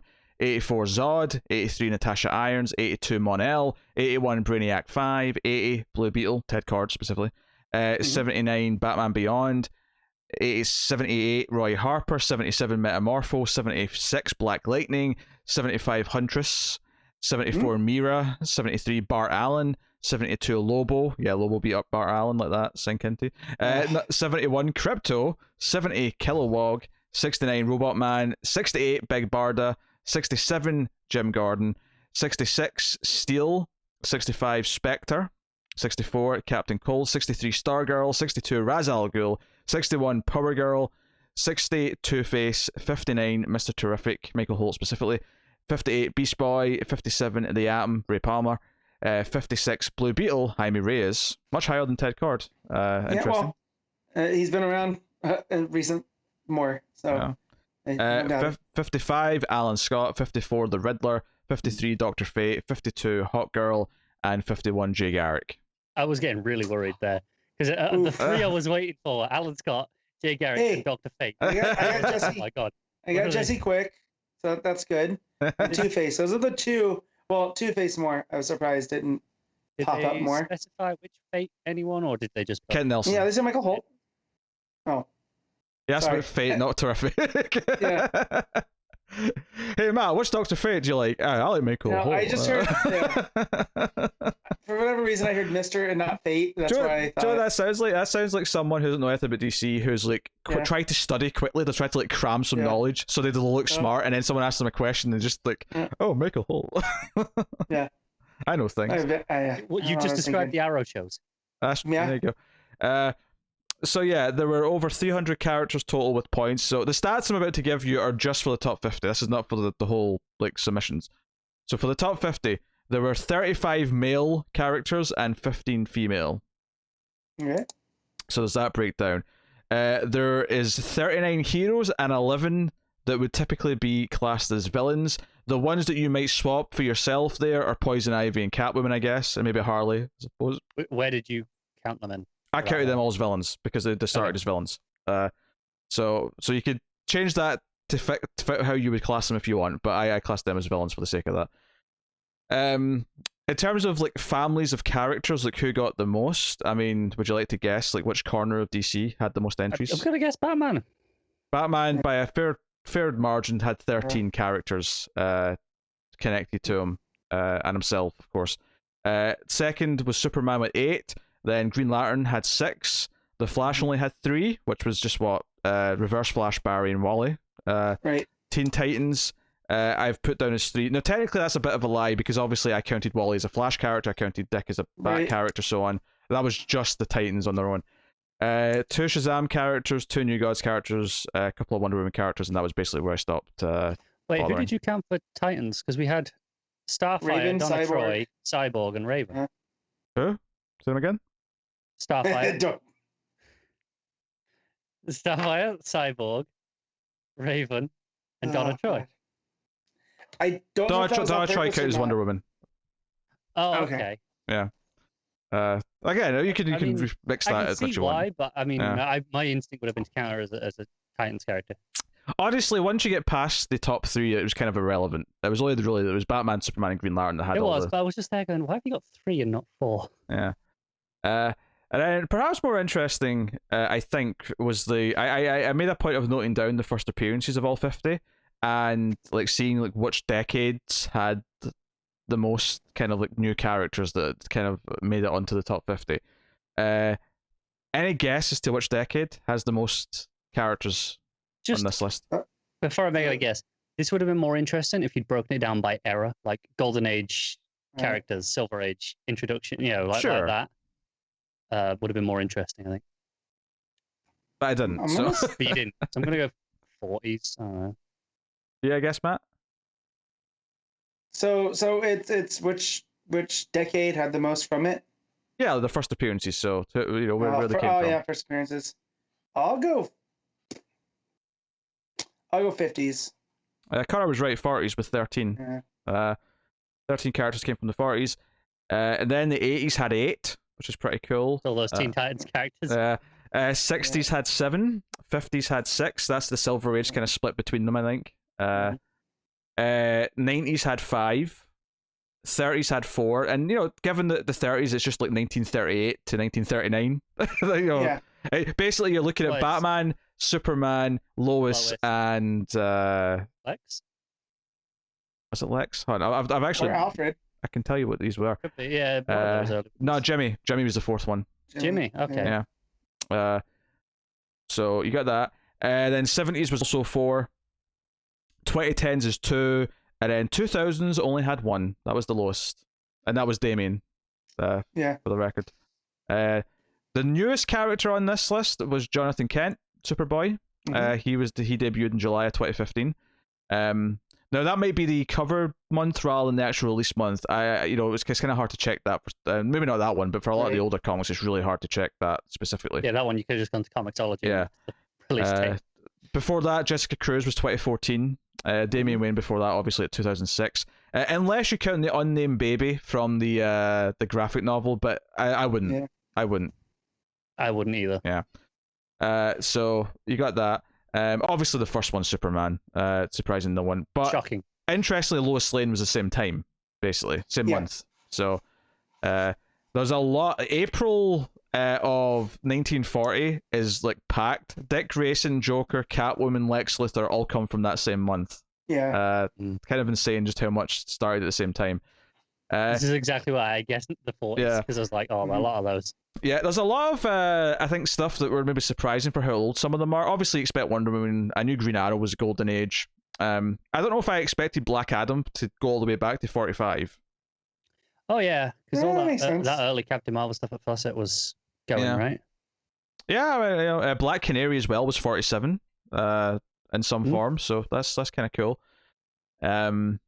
Then you go into the 50s, you got Martian Manhunter, Barry Allen, Brainiac, Supergirl, Hal Jordan, Wally West, Start your Silver Age stuff. And then just extension from that into the 70s, or sorry, the 60s rather. You got Sinestro, Reverse Flash, Zatanna, Donna Troy, Poison Ivy, Barbara Gordon, Guy Gardner is your 60s debuts out of the list. 70s, you've got Darkseid, Mr. Miracle, so you get New Gods, obviously. Swamp Thing and John Stewart were 70s creations. And then 80s, you got Starfire, Cyborg, Raven, Deathstroke. But then you got Jason Todd, John Constantine, Booster Gold, and Tim Drake. Up to a point, that really was the Teen Titans invasion. Half of the 80s were the Teen Titans characters. And 90s, you got Stephanie Brown, Harley Quinn, which I've counted as the episode of Batman the Animated Series, because that was her first appearance, really. It was, but even if not, if you go to the first comic, Mad Love, it was like a year or two later. Right? Yeah, it was still 90s. But it was like a year or two later. Yeah. But then Connor Kent, Kale Rayner, and Cassandra Kane, the rest of your 90s, and that basically brings you up to date. So there you go. That's all my stats. I thought that was the interesting stuff, was sort of seeing where they all came from era wise. But there you go. Hopefully people enjoyed voting and getting the results and all being that. Wrong. I didn't say that. I love how you say that, but it's not like no one person got their way. It's not like no, just collectively, all of you, barring like one thing, got it wrong. Yeah. Well, hey ho. So this has been your special, your top 50 characters countdown. Of course, you can look forward to the regular weekly episodes. Next time we do an extra episode will probably be the annual at the end of the year. I don't imagine why there'd be a reason before that. Maybe a movie, actually. Maybe there'll be a movie review. Suicide Squad? Suicide Squad, yeah. I was trying to think. I'm sure there's a movie coming out this year. Suicide Squad's the one. August. Yeah, July, August, something around then. But otherwise, back next week. Comics are in a really good place right now, I would say. I think there's solid few books each week that we're really excited to talk about. Really exciting couple of months with new books.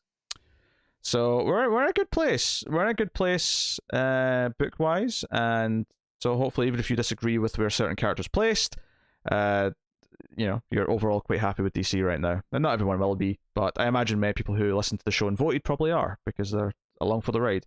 So yeah. Thank you again for being here for, whatever portion of the 250 episodes you've been a part of the show for.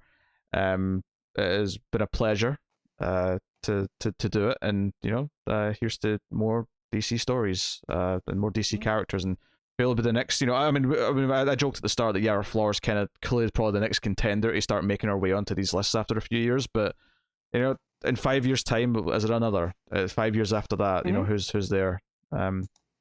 It's always going to get tougher and tougher to make it onto the list. So, cool stuff. I suppose it's time to thank our Patreon producers. I was almost just going to go away with format there, but yeah, we just have to do that. So, thank you to Tyler Hess, Cindy Palacios, David Short, Borden, Al Treisman, Christopher Moy, David Brown, and Stanley. Not Stanley.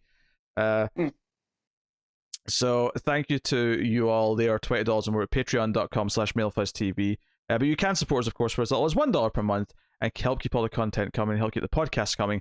You can, at the $5 tier specifically, get early access to the regular weekly show. This one's a bit special. This one's just going out as a premiere on YouTube, but the regular weekly episode you get a day early. So go and have a look and see if you're interested in helping keeping all the content coming. You can also support us for absolutely free by liking, subscribing, commenting on YouTube, rating the podcast on iTunes or wherever you get your podcast from. Give us that 5-star review, and just even if it's a joke review, you can talk about how you think Connor's the biggest Red Hood fan or something. Like, that's fine. Like, if anything, You're not exactly off. I'll enjoy reading that. So. Yeah. I found Connor's alt account, by the way. I don't know if you guys saw that tweet. He did. I've been rumbled. Yeah. Someone wanted to ask Zdarsky and Rosenberg why they hate Red Hood so much, because they're not writing them correctly. And no, accused them of having never read a Batman comic before. Yeah. Yeah. What was the handle? Ginger for Life? Was that the handle? No, it was something, with a lot of numbers, so it came off from real quick. He had to let them know. Yeah. Well, yeah, that's what it is. Zdarsky's answer was like, "Oh no, they found me out." Because they said you'd never read a comic before. I love Zdarsky's sense of humor. Yep. It's well worth following if you don't. So, yeah. So, and if you did hate the results, just this was a bit of fun more than anything. As much as these two being grumpy about it would lead you to believe otherwise. Wait, this is fun? As it happens, yes. That's because people are crunching numbers. Serious. Yeah. Hey, I love how you two complain about the Comixology top 10, but Connor literally used it as a reference earlier on to talk about sales. He's like, when we did the sales segment, we talked about this. I only used it to reinforce my own point. Exactly. Basically, if something benefits me, I like it in that moment. But now that I don't need it anymore, it's useless, and we should never do it again. Look forward to the next Comixology top 10. I'm just saying that we should be surprised because Connor's the worst. So. Well, yes, CR 21 after all. Yeah. Also, Conroe. Conroe. That's whose account that was. It was Conroe's. Conroe-CR21. I wonder who this is. So stupid. Okay, that's us. Comics from the Multiverse. Thank you very much for 250 episodes, and we'll see you for 251 next weekend, as per usual. Well, Connor won't. He's missing a week. Well, all I'm saying is, if enough of you go and become patrons and give us some money, maybe I can quit the day job and I can be on every episode. That's going to take a hell of a lot of patrons. So, I mean, I'm not going to complain. That's why I said enough of you. Yeah, I'm not going to complain if we get that many, but it's going to take a lot. And then I think Matt's actually missing the following week because it's Matt's anniversary weekend. So I think if you go back and look at all the first weekends in May, you probably find that he's missing most of those. Yep. So, but yes, thank you very much for joining us. Keep reading DC Comics, and remember to never get lost in the Speed Force.